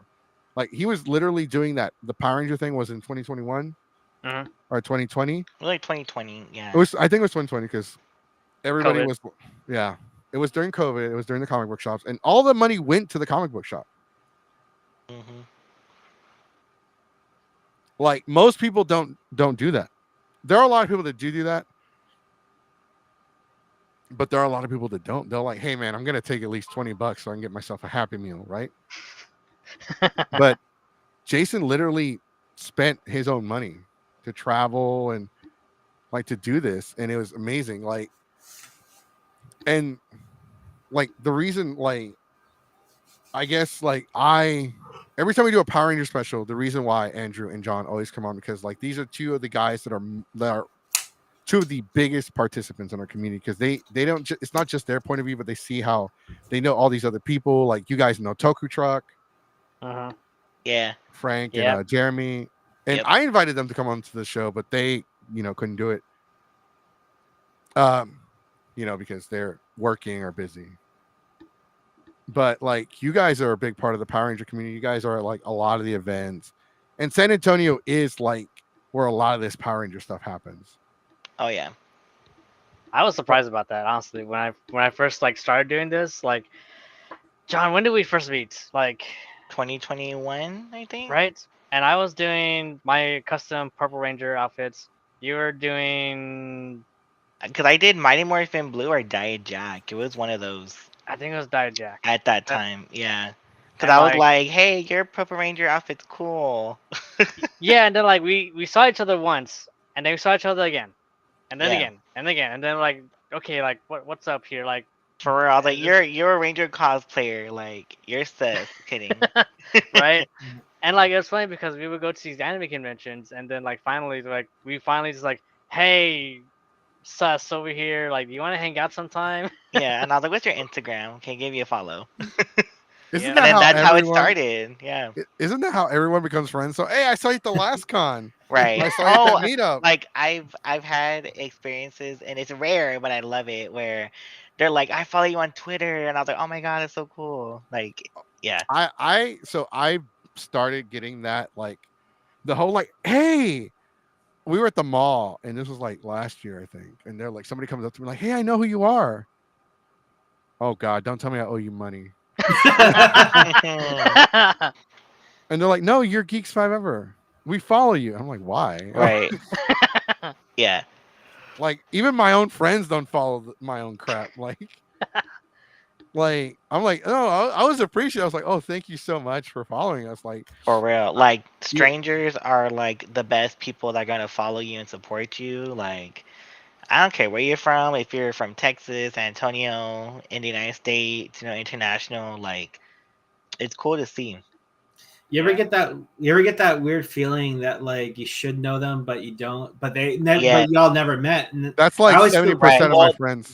That's how it was for me at Power Morphicon, because like a lot of I mean, Andrew can relate too, but a lot of our, like, we follow like other Ranger cosplayers and stuff, so it was cool to finally meet the people that we've been following each other for like a couple of years, Finally got to see them in California for Power Morphicon, and it was a blast. Like, that was like the best Comic Con for me. I mean, just because I'm biased, like, it is Power Rangers. They had Super Sentai actors there, stuff like that. And it was just like, hey, what's up? Hey, what's up? Like, everywhere. But then once I went to San Japan, it took a while for me to build up, to open up. Because if I don't know anybody and there's no familiar faces that I'm seeing, then I'll kind of be to myself, walking around, whatever. But the minute I see someone, a couple of friends or a group of friends, and the vibes are good, we're clicking, whatever, then I get real live. I'm like, hey, what's up? Oh my God, and blah, blah, blah. But Yeah, it's different. It's like because you go to one Comic Con, it's like very niche, and you're all about it. You're involved. People know you. You know them. And then you go to like anime. For me, I like anime, but I'm not really that immersed like that. So it kind of takes a while for me to open up like that. But if I see like another Ranger cosplayer at an anime con or something like that, or there's a Tokusatsu meetup, then I get real lively. So Yeah, I'm so happy that there is. I mean, I kind of just got into the scene. I've been a fan of Tokusatsu for 20 years. When I found out that why Power Rangers has some gritty scenes versus the fresh, really slow, the American versus Japanese footage. When I realized, oh, this is a Japanese show. So, but but like to see that there's a Tokusatsu community here in San Antonio has been wonderful. And there's yes. actually friends that follow me, not necessarily that I didn't know that we're Toku fans, but they follow me because of my DJing or whatever reason. They see that and they're like, dude, like you are so, I'm so jealous. Like when they found out that we had more phenomenal here. The last time I've seen any Toku community of any kind was in Hawaii when I was stationed there between 08 and 2011. 2008 2011. No, I'm sorry, that's Florida. 2005 to 2008. And I remember during the Halloween get-togethers, I would see people cosplaying Abba Rangers, and there was a Deca Master, and we didn't call them Dino Thunder or Shadow Ranger. It was the Super Sentai because Hawaii has a huge Japanese population. They're very well aware of the media in Japan, and so like, and we didn't have a Toku like con or Toku gathering. Like they went to Kawaii Con, or they would have like get-togethers, cosplay get-togethers, but they actually had a sustainable like group of Toku. And actually, you could ask Hawaii kids that or people that grew up in Hawaii in the early 90s, maybe 80s too. I didn't, but Kamen Rider V3 and Kikaider were very big over there because they've showed that in Hawaiian Kids TV over there. So, oh, you got one. I'm gonna be honest with you. I'm not really big into like a lot of anime. There's a new anime coming out. It's a isekai. I fucking hate isekais. I really do. I think there's some like to me. I'm sorry if people don't agree with me. It's just my opinion. Remember, like Mexicano. Mex, or as Sonic would say, Mexican. I do not like isekais. There was one about Yamcha, which I thought was funny. I think could have been better. But there's a Power Ranger one coming out next year that I'm going to watch. Yes. Because it's Power. It says it's a Power Ranger born in another world, and he does all the poses and the explosions and all this, and he's actually called a Power Ranger. Yeah. It's like they don't say Red Ranger gets something. I forget what it's called. Red Ranger reborn into another. Like that's the literal title of the damn anime. Right. Yeah. Like Red Ranger born into another world or some crap. Like it's kind of like the ones that was a god and then died and reincarnated as a toaster in the next life. Like the names of these animes get out there. I'm not super into anime. I do love anime. Right. I'm mostly just because people are like, oh my god, you love Dragon Ball. So what other anime do you watch? Like nothing. You can say all the sub ones like Broly and Dragon Ball Z Super. And I do. I'm a smart ass like that. I do say that. I watch Dragon Ball Z, Kai, Super, GT. There you go. Okay, so he put in the comment that the Red Ranger becomes an adventurer in another world. That's literally the name of the anime. So actually, I don't know. I think when it was localized, I think they added Red Ranger, like the localization. The actual name is Sentai Redo Isekai de Bokensha ni Naru. So it's still, so Japan actually refers to it as Sentai. But I think because it's like, you know what? Somebody who localizes probably like, no normie, which I mean, who watches anime and is a normie, is going to know what Sentai is. Or they're like, someone says hentai, and they're like, hentai where? So I think that's what it. I think that's weird. I don't even like hentai. Anyway, so like I didn't know Sentai was a thing, by the way, until so I've always been a JDF fan. Ever since I saw JDF. Like he was my favorite Power Ranger. Obviously, my favorite Power Ranger was always the Red Ranger. So I kind of have like a tug of war Yeah, so between it's like who's a my love favorite Power hate Ranger. tug of war. I get you. Because like I love Tommy because he's very charismatic. But like to me, Jason Austin St. John was one of the greatest Power Ranger leaders because they faced so many different challenges as a leader. He was able to adapt and overcome. But Tommy was like the evil ranger. Like this is when like it was this is the 90s when loving the bad guy was the cool thing to do, right? He's like, oh, he Yeah. just showed up and whooped everyone. He just opened up a can of whoop ass on everybody and threw them out of the Yeah, Megazord that like Megazord. Threw he them just out their own evicted whip. them. He slapped them around like they owed him money. But like when I finally got to meet Jason, bro, it was like I've met a lot of voice actors and actresses. I met a lot of talent. Same. I met a Yeah. lot of people. And like some of them, I'm like, why the hell did I meet you? Right. Some of them are like, okay, cool. I was never disappointed with Jason. Like, I'm a Dragon Ball Z fan through and through and through. That's my thing. My whole room is covered in Dragon Ball. I'm wearing a Dragon Ball shirt, right? Dragon Ball is my obsession. But when I met Sean Schemmel, I was ready to jump over that table and kick his ass. Like he was being a dick to me. He was an asshole. Yeah. I was Oh like, man. I was Say like, less. man, I was like, bro, this is why I like the Spanish dub better. And but when I met Jason, it was amazing. By the way, real quick, shameless plug. As you guys noticed in the comment section, Anime Tyler Texas is commenting. So for those of you that don't know, Anime Tyler Texas is a brand new anime convention which is taking place for the first time next year. Oh wow. 2-day event, April 26th and the 27th, 2025, at the Holiday Inn Tyler Conference Center in Tyler, Texas. You can go right now and get your badges because Geeks 5 Ever will be there live in person. We don't sign autographs, but I will drink your beer. So bring me a 6-pack and come say hello. All right, shameless plug and gotta advertise. Oh, one more. Anime Texas in Spring, Texas. This weekend, Friday through Sunday, Geeks 5 Ever will be there. We got 3 panels, terrible fan fiction reading, A Hill I Would Die On, and It's Over 9,000, celebrating 40 years of Dragon Ball. Noise. And we're also going to be sign the bottles. Yeah, I'll sign the bottles.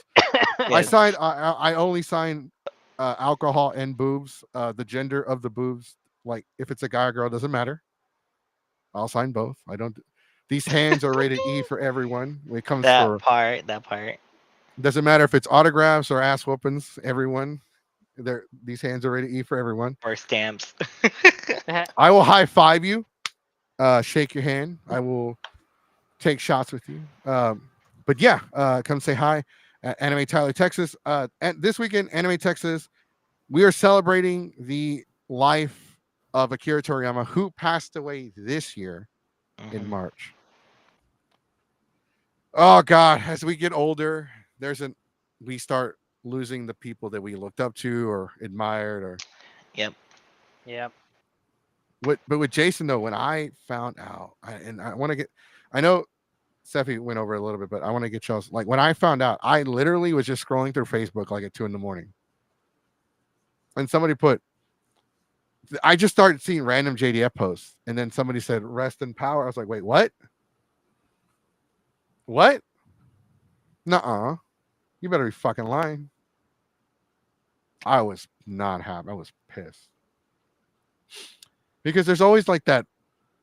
Because people troll all the time. They'll make up fake death posts, like according to several people, Fluffy's died like 10 times. Yep. So I looked into it. Yeah, I don't know. Like at first, I didn't. It didn't really hit me until like the next day. It didn't really hit me until we did the show, talking about it. Even with like, it sucks because you don't prepare for that. And I remember he was going to come on the show to do an interview. Mm. We like met him in person. He's like, "Yeah, I'm totally down." Just message his agent at the time who was with him, and we'll set something up. And it happened a year later, and I was like devastated because you wouldn't think, right? Like, and honestly, I didn't know what to think. I was like, man, did something happen? Was it a car wreck? Mm-hmm. Because like another celebrity who died, who I admired, was Comic Storian. Yeah. He passed away in a car wreck. So people don't understand how important life is, how precious life is, right? Because at any moment, Yep. it could Yep. happen. That's why I tell friends and people, I'm like, our tomorrow is not promised. So you got to live life to the fullest, live life for you. Like, you got to do it because there's only one of you and there's one of me. So, Mhm. like, there's only one Captain Mexico here for Geeks 5 Ever. There's one Green Arrow, Andrew, one Sophie, and then one of me. So I know there's one of me and only me. So it's like, you just got to live life. I mean, That's yeah, right. we're going to go through hard stuff in life, lessons learned, but I mean, we're made to overcome and thrive. So, That's right. Enjoy every second you can with your mhm. homies. Make sure you get that money from them too that they owe you. Right. Make sure you drink that water. Just, Where's my five just let the dollars? homies know. Get that $5 for that haunted ready. All right. It was in the Boondocks when they had the funeral for Robert Freeman's friend who passed away. He's like, yeah, and he owed me $5. He's dead. So that's where I got that from. It's true though, because you gotta enjoy what you can with whoever I don't hate anyone, honestly. It's a running joke that I hate John from Anime Matsuri. I don't want to get too much into that, but that's a joke, right? Like that's just part of the show. That's like like I legitimately don't like him, but I don't hate him. I don't hate anybody. I don't want anything bad to happen to anyone. I believe all life is precious, and I believe every life has a purpose, Yep, that's true. whether it's good. Because when you say, okay, so when you say the word consequences, you think, uh, maybe not you per se or anyone here, but people think when they hear the word consequences, they have a negative, like, perception of the word consequences. Mhm.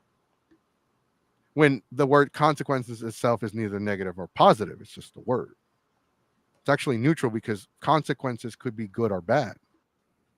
It's just the outcome of one's actions. Right. I'm autistic as shit. I forgot where I was going with that.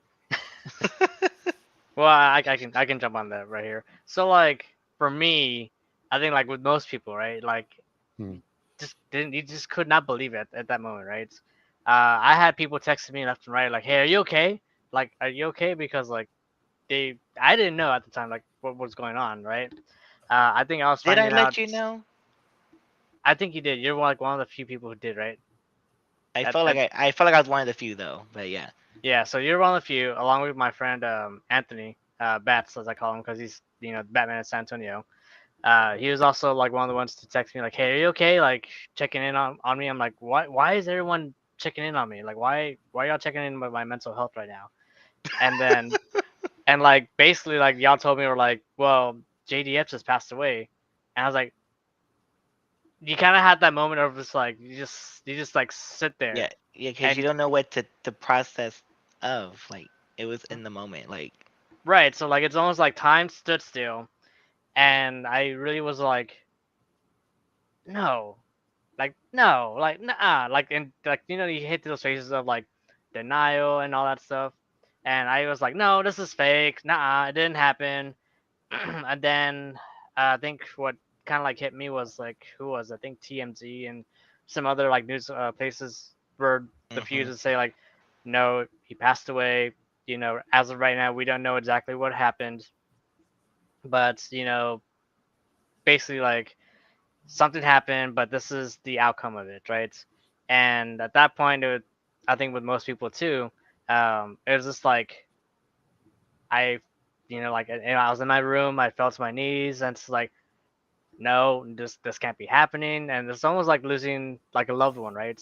Because we hold, for example, like most of us, like they always say, like don't meet your heroes because like you'll be disappointed. Um, Not in a sense because what they do, but we find out that they also have their own demons. They're very human in that aspect, right? So with that, I was like just trying to find answers, trying to figure out why did this happen, how did this happen, who did what, was were there signs, just trying to find some type of like clue or information to figure out why, right? You think the fact that Jason, you know, JDF was kind of like the John Cena of Power Rangers, right? He was the face. Uh-huh. He was at the top of the mountain. And let's just put it out there. We're part of the Power Ranger community, and the Power Ranger community is amazing. At the same time, it's Yeah. full of shit. Yeah. Well, that's Yeah. every fandom, though. I mean, you're gonna have the really awesome people and then the toxic people. So, Like in person, everyone loves each other. Like, oh my god, let's all take right. photos, poses. Let's go get. Everyone eats together. Like everyone loves each other. But on the internet, like, fuck this, fuck Oh, yeah. that. Well, especially if you meet certain people that have certain beef with each other online. But Yeah. the way I found out about it was at the time one of my other friends, he was having a performance, right? Like an opera kind of performance, musical kind of thing. Mhm. So it wasn't until it was over that I found out because a friend of mine that is a cosplayer but is in California, so he does Power Ranger cosplays too. So he knows certain people that were close to him, like close to GDF and stuff like that. And so he let me know from his sources that hey, like JDF like passed away, and I was like, what? So then I'm the person where if I find out something like that, I don't post it. So I wait until like official news gets out there, like TMZ or some other credential source. Right. So I kind of waited because I didn't want it to, especially for the Power Ranger community. I don't, not just JDF, but some other person, like to pass away, and that's like really sad, which it is. So then I kind of waited, and then once it got out, then I told certain people that were like really JDF fans, like Andrew and some other people, and I was like, hey, like just wanted to let you know that like JDF passed away, blah blah blah. But I didn't tell to everybody, just certain people that I knew that were like really like JDF fans and stuff. And then of course they're like, oh, it's a hoax, like you're joking, right? And I'm like, no, like I found out from a source from a friend of mine that knows people like higher up, like with JDF and stuff. And certain other Ranger actors as well had found out first, and they were posting. It was just the way they would word their posts and stuff, like on their stories. You just knew what was going on, so it kind of trickled to everybody at that point. So that's how I found out. But then, like I said, at that time last year, like grief impacts everyone differently. So I know, like with Andrew and other people that not just cosplaying like a JDF Ranger, but really appreciate him like really high. It hits differently, and like I felt it too, just for the people because like I know like he made a great impact. So of course I'm a fan, of Power Rangers at the end of the day, and I knew he was the face, PR relations for Power Rangers. So it did affect me too, but I wasn't crying or anything. It was just more of like, dang, like I can't believe he's gone. If you need support, I'm here. Stuff like that. But it wasn't until me and Andrew, like, because I had started following like the Texas JDF page team, Mhm. and so once we went to that memorial event, the tribute Uh-huh. event, which was what a month or two after he passed away, then that's when I got more connected with other people and really like it was just a I don't know how to explain it, but after that event, then that's how we got more connections and then just making more friends, especially if they knew JDF and then appreciating them and then getting more to know about like Jenna and stuff like that.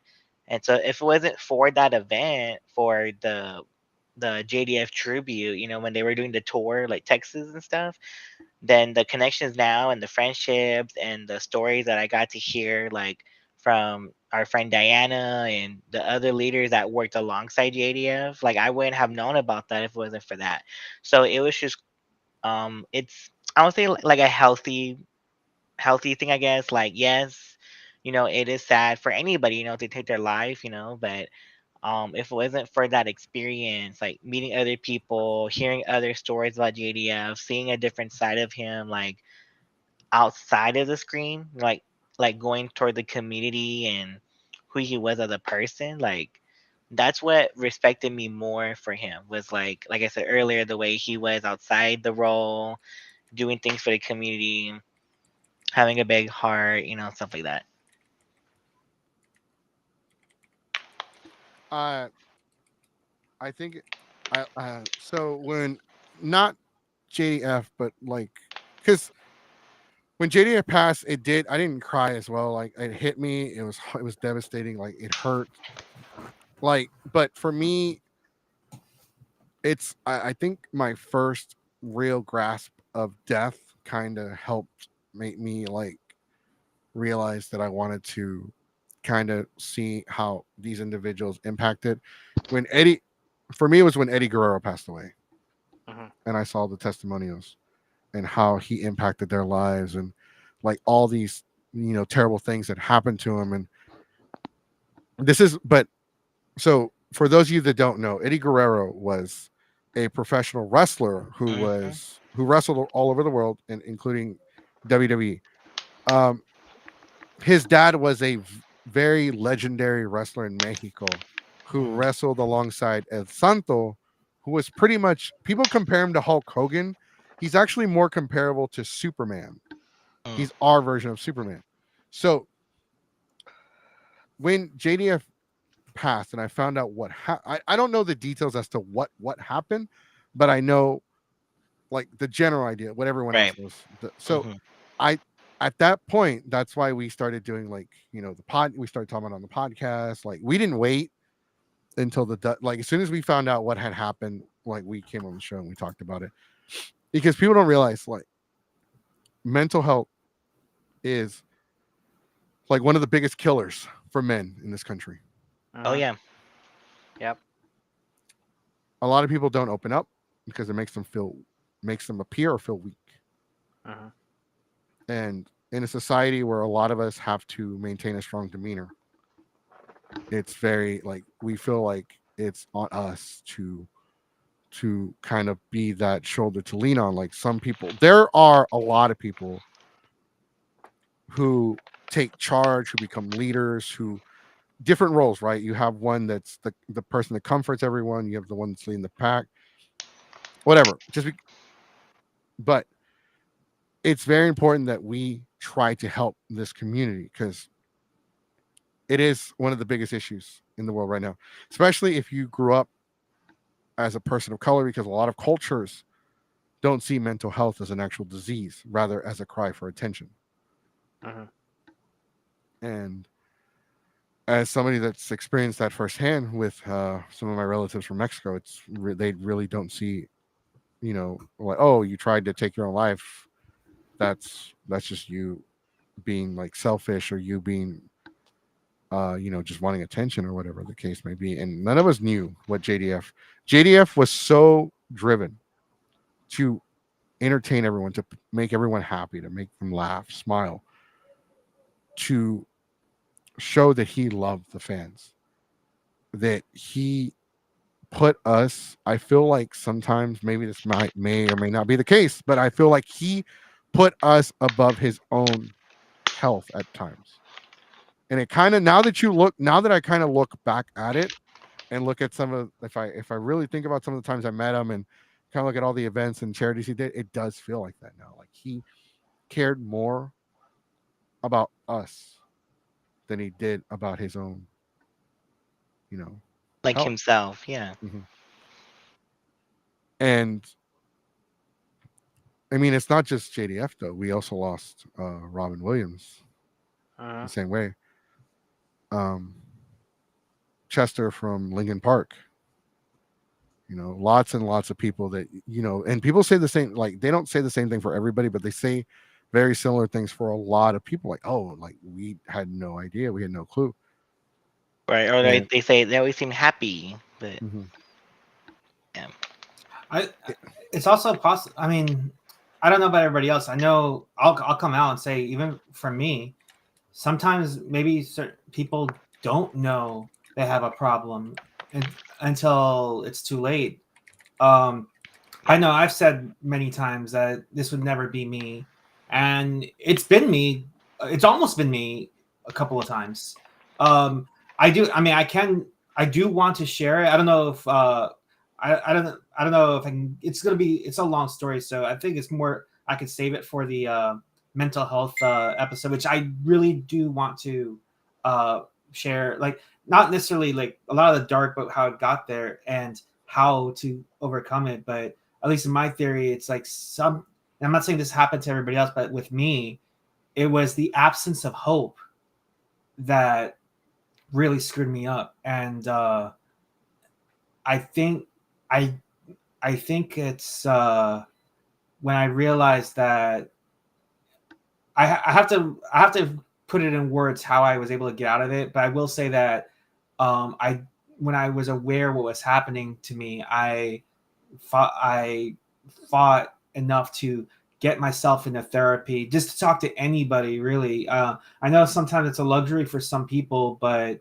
I'm not an expert on this, whether there's free. I know there might be something out there that's free. With me, I'm a disabled veteran, with PTSD, and I have that luxury to go and talk to somebody. And I have many times to get over like the nightmares and and all this depression. And I'm not diagnosed with depression, but I've had episodes, and that would screw me up. And I know, like, oh, I need to talk to somebody, even if it's like, yeah, have my family. And with all due respect to my family, sometimes it's like, maybe that might not be enough, and maybe not everybody has a family to talk to. And it's like there is someone out there that really gives a damn. And there's also a consequence, which is called Entre Insight. And I'm not going to say that absolutely cured me, but like, I felt, and I can't really give away a lot of that, but I will say that some of the exercises I've done through there, like, I felt like I don't think, maybe in the last 20 years, or maybe I might have cried maybe once or twice of my last 20 years. Actually, I think I can remember 2 times. One was when I realized that I almost ended it. And the second time was 2 weeks when I realized my ex, or my first wife, cheated on me 2 weeks in. And then I haven't really cried. After the Entre Insight, I bawled the hell out because I felt like there's a lot of weight off my shoulders. So I got to figure those exercises out. And again, there's more that I could talk to in that episode. But I guess to sum up, it's like, I know it's too easy to say that it gets better, but I'm still here talking all the shit, and like, it does get better. And I'll see whenever we do the mental health episode that we can that I can go into it. Now, I will say this: if anybody, I know I'm busy as hell, but if those watching want to talk to me about anything, or want to share a story, or we want to hear my story, in person, let me know. I always tell people, like, you know what? Don't think I'm ignoring you. If I don't respond, just spam the hell out of me. I'll get to it, and hopefully, I will be better at that. But it does get better, and I'll try my best to lend the strength that got me to survive. But yeah, sometimes we never know, we don't think it happens to us, and can, or it almost does. But we definitely can make sure that it won't happen to us. Thank you. Do you guys have anything you want to say? We're gonna go ahead and wrap up. We're gonna start with Andrew. Anything you want to say about anything at all? Anything? I mean, honestly, like this, it's a nice, little like kind of like a nice way to remember JDF, right? Is like by telling stories and like talking about like everyone's stories of like how we met him, and also like it doesn't really like feel real sometimes, but until like it hits home because like again he was a hero to like most of us here, right? Mhm. So I think it kind of like hits harder sometimes because like in most cases that was my hero. Um, so like to see him go down this way, it hurts, but at the same time like I can't really fault him because he was trying to like keep up the kind of like the mask on, right, for like people that he sees out in Mhm. Comic Cons. Only the people who knew what he was going through only know what happened, right? But overall, I mean, still gonna remember him to this day. He's still gonna be like my favorite ranger to go to. As you can tell, like I cosplay as him. I think if anything, if one thing, I do have one regret. There's like I wish my cosplay was done sooner, so I could actually show him. So, cause I did talk to him about like, hey, like this is an idea I have for a cosplay. He Is goes, it this one? yeah, that's it. I wish that was done sooner. Because I talked about it briefly with him, like, hey, I want to do this idea, put these two of your forms together, and of course, being JDF, he goes, yeah, do it. It's like, if you put your mind to it, you should totally do it. So, I would love to see it. Um, so that's my only regret, like not being able to finish this cosplay soon enough for him to see it. But if anything, Jen has seen it, and she loves the heck out of it every time she sees me in it.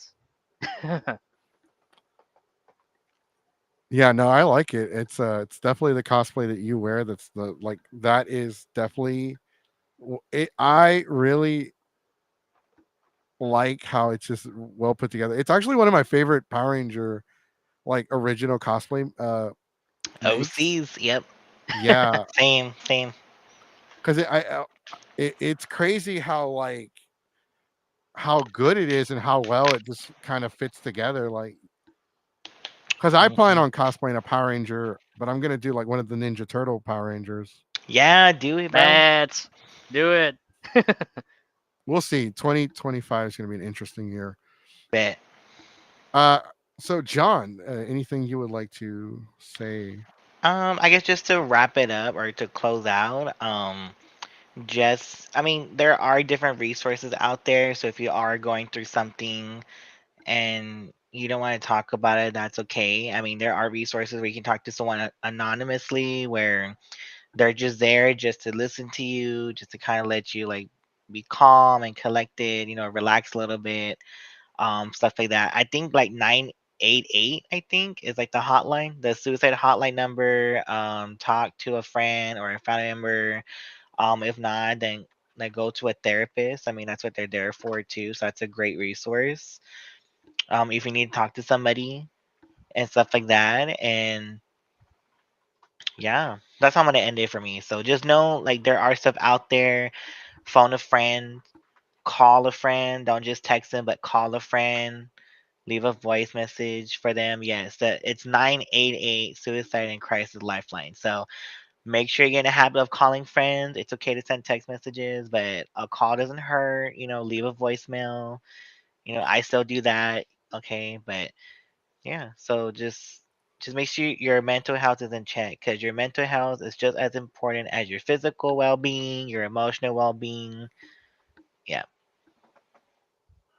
Thank you, Sefi. Did you want to add anything? Oh yeah. I guess a couple of things. So real quickly, I will say everybody be kind. Just be kind, because you don't know who you're affecting, by your actions, your words. And I'm not saying, and it's not just for people that, I mean, it's especially for people that aren't kind. Like, just be kind, but also at the same time, like, You never know. Like, I don't know if Jason knew. I know he probably is aware, but he probably was aware. But there's probably people that Jason never met that that he's probably impacted positively and may have saved their lives. I know that, and I'll never forget it. I feel like I've talked about this before, but uh, I I met somebody that was at the end of her rope, and like 10 years ago, and she saw me DJ, and I just sat down with her. Like, I guess I didn't have to. I mean, but I did because I like to make friends. Actually, that was during a time where I needed friends. I was feeling the lowest of the low, but I wanted to. I needed friends, and I wanted to be friends, and I had to put on that face because people were looking at me. But I talked to her, and after we talked, it turned her world around, and she was the happiest. She was just the happiest person after, like, days after that, and she gone on and do like great things herself. And I realized then, like, this is why I DJ, and it'd be so easy for me to just walk away from it, because being a DJ in a very cutthroat political industry, it takes a lot out of you. But it's hard for me to walk away because I know, people need. I'm not gonna say people need me, but people need us to need our kindness to. And it doesn't. And you don't have to be a DJ or anybody important. You don't have to be anybody important. When I say important, like, it doesn't take much. Like, you just be kind, and you're gonna do a lot more for somebody and yourself, more than you'll know. And as far, and I guess second, like, if anybody says that, oh, seeking out mental health is a weakness, no, if anything, that shows strength. That absolutely shows strength. Like, and if anybody does say, oh, you're weak if you seek out, let me know. I'll show them what weakness is. I'll beat that ass. Like, no joke. I will beat that ass. You're gonna say it's morphin time, and you're gonna let it out. Oh, I could, but yeah, like, no, reaching out, like, shows strength. And I know, like, I'm never afraid. Like, if I have issues, I'm never afraid to, like, put it out. I'll let people know. Yeah, that's good.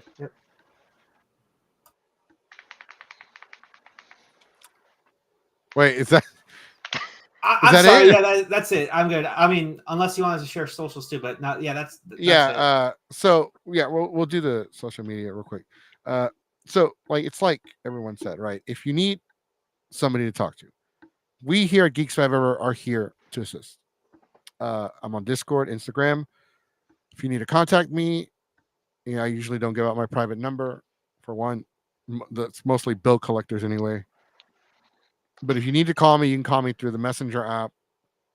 If you just need to reach out, please, because everyone needs help. Everyone at some point in their life needs a shoulder. They need a hand, a helping hand. Everyone needs it, because we're not perfect. There's I'll end it with this story, but there's a Superman comic book that, people criticize Superman all the time. People criticize John Cena. People also criticize Jason, right? Because when you're at the top of the mountain, when you are the highest you can go, people will hate on you. But there's a comic book with Superman where somebody's trying to jump off of a building, and Superman shows up, and they say to him, don't stop me. I know why you're here. I don't want you to stop me. And he just stares at them. He's like, no, I'm not here to stop you. But I'm going to ask you, like, if you want to jump, I won't stop you. But I want you to think about your life. I want you to think about every memory you've ever had. Think about every person that you care about and who loves you. If there is not a single shred of hope or a reason to continue living, then you can go ahead and do it and I won't save you. But if there's just that one thing in your life, that one glimmer of hope, that one thing that will help you hold on, no matter how small it is, then I will grab you and I will carry you down and we will forget this whole thing happens. Sometimes you have to look at your life and ask yourself. Some of us don't have that. Sometimes it just happens. You're in a dark place and it just, you come to that end of the road and there are those that do it and some that don't. And, but for those of you that can, there's always that one thing that you have to hold on to. For me, it's, I look at my scars. I made a promise to my daughter. She's too young to know what I did, but like, I'm going to be here for her, right? That is my reason. That is my glimmer of hope. That is my single shred of holding on. And for those of you that have friends and that have family that are going through that, someone, they don't even have to be your friend, just somebody that you know that's going through it. There will be times they will push you away. They will shove you. They will shove you. They will push you. They will scream at you. They will yell at you. They will curse your name. They will try to get rid of you. But when somebody in need needs us the most, we have to find that strength to hold on tighter. Because they can push us away all they want. But hope isn't lost if someone is willing to keep on holding on. It's like, I quote Goku a lot. Where there is a will, there is a way. And I tell people all the time, together we can. Together we will. Because you have to try. And it goes both ways. Even if you're not the one suffering, if you know somebody, like, just reaching out to them, just saying hi could sometimes make a difference. All life has purpose. All life has meaning. No matter the consequences, good or bad. Eddie Guerrero's death brought forth the wellness policy. They started drug testing. That's why the wrestlers are now smaller. The steroid, like, no more. A lot of wrestlers were dying before 50s, 40s, 60s, dying young. And then Chris Benoit, the incident with Chris Benoit, now they no longer allow chair shots to the head. That means concussions have gone down. Like, things happen for a reason, good or bad. The consequences are there, whether good or bad. JDF, we loved him because he was our hero. And what happened made us realize that we need to step up and hold on tighter to those that mean the most to us. We have to be better and we have to try to grow and be better. No one's perfect. No one's ever done learning. No one's at the best. There's always room to grow. There's always room to better yourself. There's always room to expand your horizon and lighten yourself. Just make sure, if you're suffering, reach out to us. If you know somebody, reach out to them. Just send them a meme. Sometimes that makes a difference because it lets them know you're thinking about them. It's the little shit here and there that matters. All right. All right. Deep talk over. Andrew, go ahead and plug your socials. All right. So you can follow me at green arrow _of_SA on Instagram, TikTok. That's really about it. That's all I got. So bam. Yeah, you can follow him on Instagram, TikTok. You can follow him outside where he lives. That is Jav. You can follow him to work. You All right, work John. with me. Yeah. Ponte a trabajar. All right, John, you're next. All right, guys. So y'all can follow me at legit John Steven on Instagram and Twitter. So And Sefi, you are. All right, so yeah, it's pretty simple. At Sefi Hakubi, I'm on Twitter, Instagram, Facebook. I think they all do the at thing now, so it's at Sefi Hakubi. I also have a Mixcloud where you can listen to all my DJ sets. Mixcloud.com/Sefi Hakubi. As far as like where you'll see me like perform next, I will be closing for Robbie Rivera at Deco Ballroom on Saturday, September 14th. Tickets are $20. It's as cheap as you can get. Get them now, or else it'll be 30 at the door. So don't like be a bitch when you get to the door and like, oh, whoops. Like, yeah, get your tickets now. I will also be at CadabraCon. I'll be performing at CadabraCon on Saturday. I think it was October 5th. It's that weekend, the first week. Yeah, October 5th. That night I'll be DJing at CadabraCon. And then, of course, on December, CadabraCon's in Corpus Christi at the Mansion Royal. And then on December 8th, I will be at, one more, I promise. I will be playing at the Bayou Music Center, headlining. I'll be one of the headliners for the biggest trance music festival in the South called Galaxy Station, and there's tickets on sale right now. I think they're under $100 now, but again, get those before they get too expensive. Best music festival I went in my entire life that I went to last year. This year, I will actually get to be a part of it. It's gonna be awesome. I hope to see everybody, and please don't think that I'm playing these shows that I'm too good for everybody. I'm just a guy on the internet like everybody else, and I want to make as many friends as possible. So please say hi, and we'll talk about whatever you guys want. Yeah, okay. I cannot go to any of those events because I don't have a car or money, but I will be there in spirit. I do. So, guys, make sure you follow us on all of our social medias. I work from home, so don't follow me to work but follow us on Instagram, follow us on the Twitter, follow us on the Book of Faces, follow us on the YouTubes and the Twitches. If you are following us, if you're watching this video right now live on YouTube, do me a favor and hit the thumbs up button, because that is the way the YouTube algorithm works. That's right. YouTube hates it when I talk shit about them. But until they fix their crappy system, I will throw all the shade like I need some sun. Now, make sure you hit that thumbs up.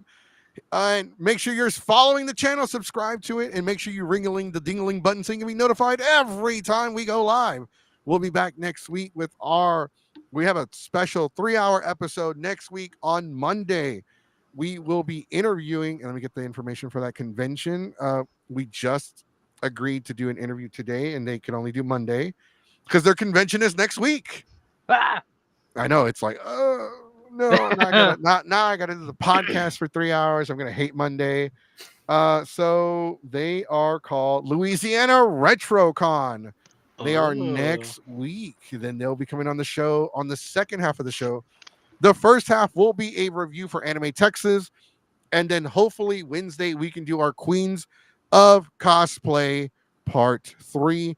After that, we will do the dark side of the community, Lolicon, Shadowcon, and Japan's history on CP. Can't say it because YouTube, once again, does not like certain words.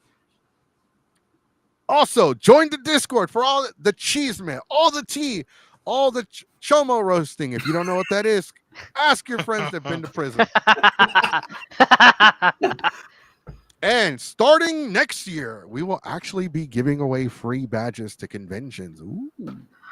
Ooh. Small conventions. I'm not buying 2 badges to Comic Palooza. Those things, I could eat a whole steak dinner at a fancy restaurant where they have a dress code for the amount of money I would spend on that. All right, guys, we will see you on Monday. We will be at Anime Texas in Spring, Texas this weekend. Make sure you come high. Don't. Make sure you come say hi. Make sure you come say hi. And if you're going to get high, share the love. Puff, puff, give. puff, puff, give. Don't fuck up the rotation, please. All right. Thank you, everyone, for joining us. Happy birthday to Jason David Frank, who would have been 51 today. I do believe that there's something afterlife, and I do believe Jason is there.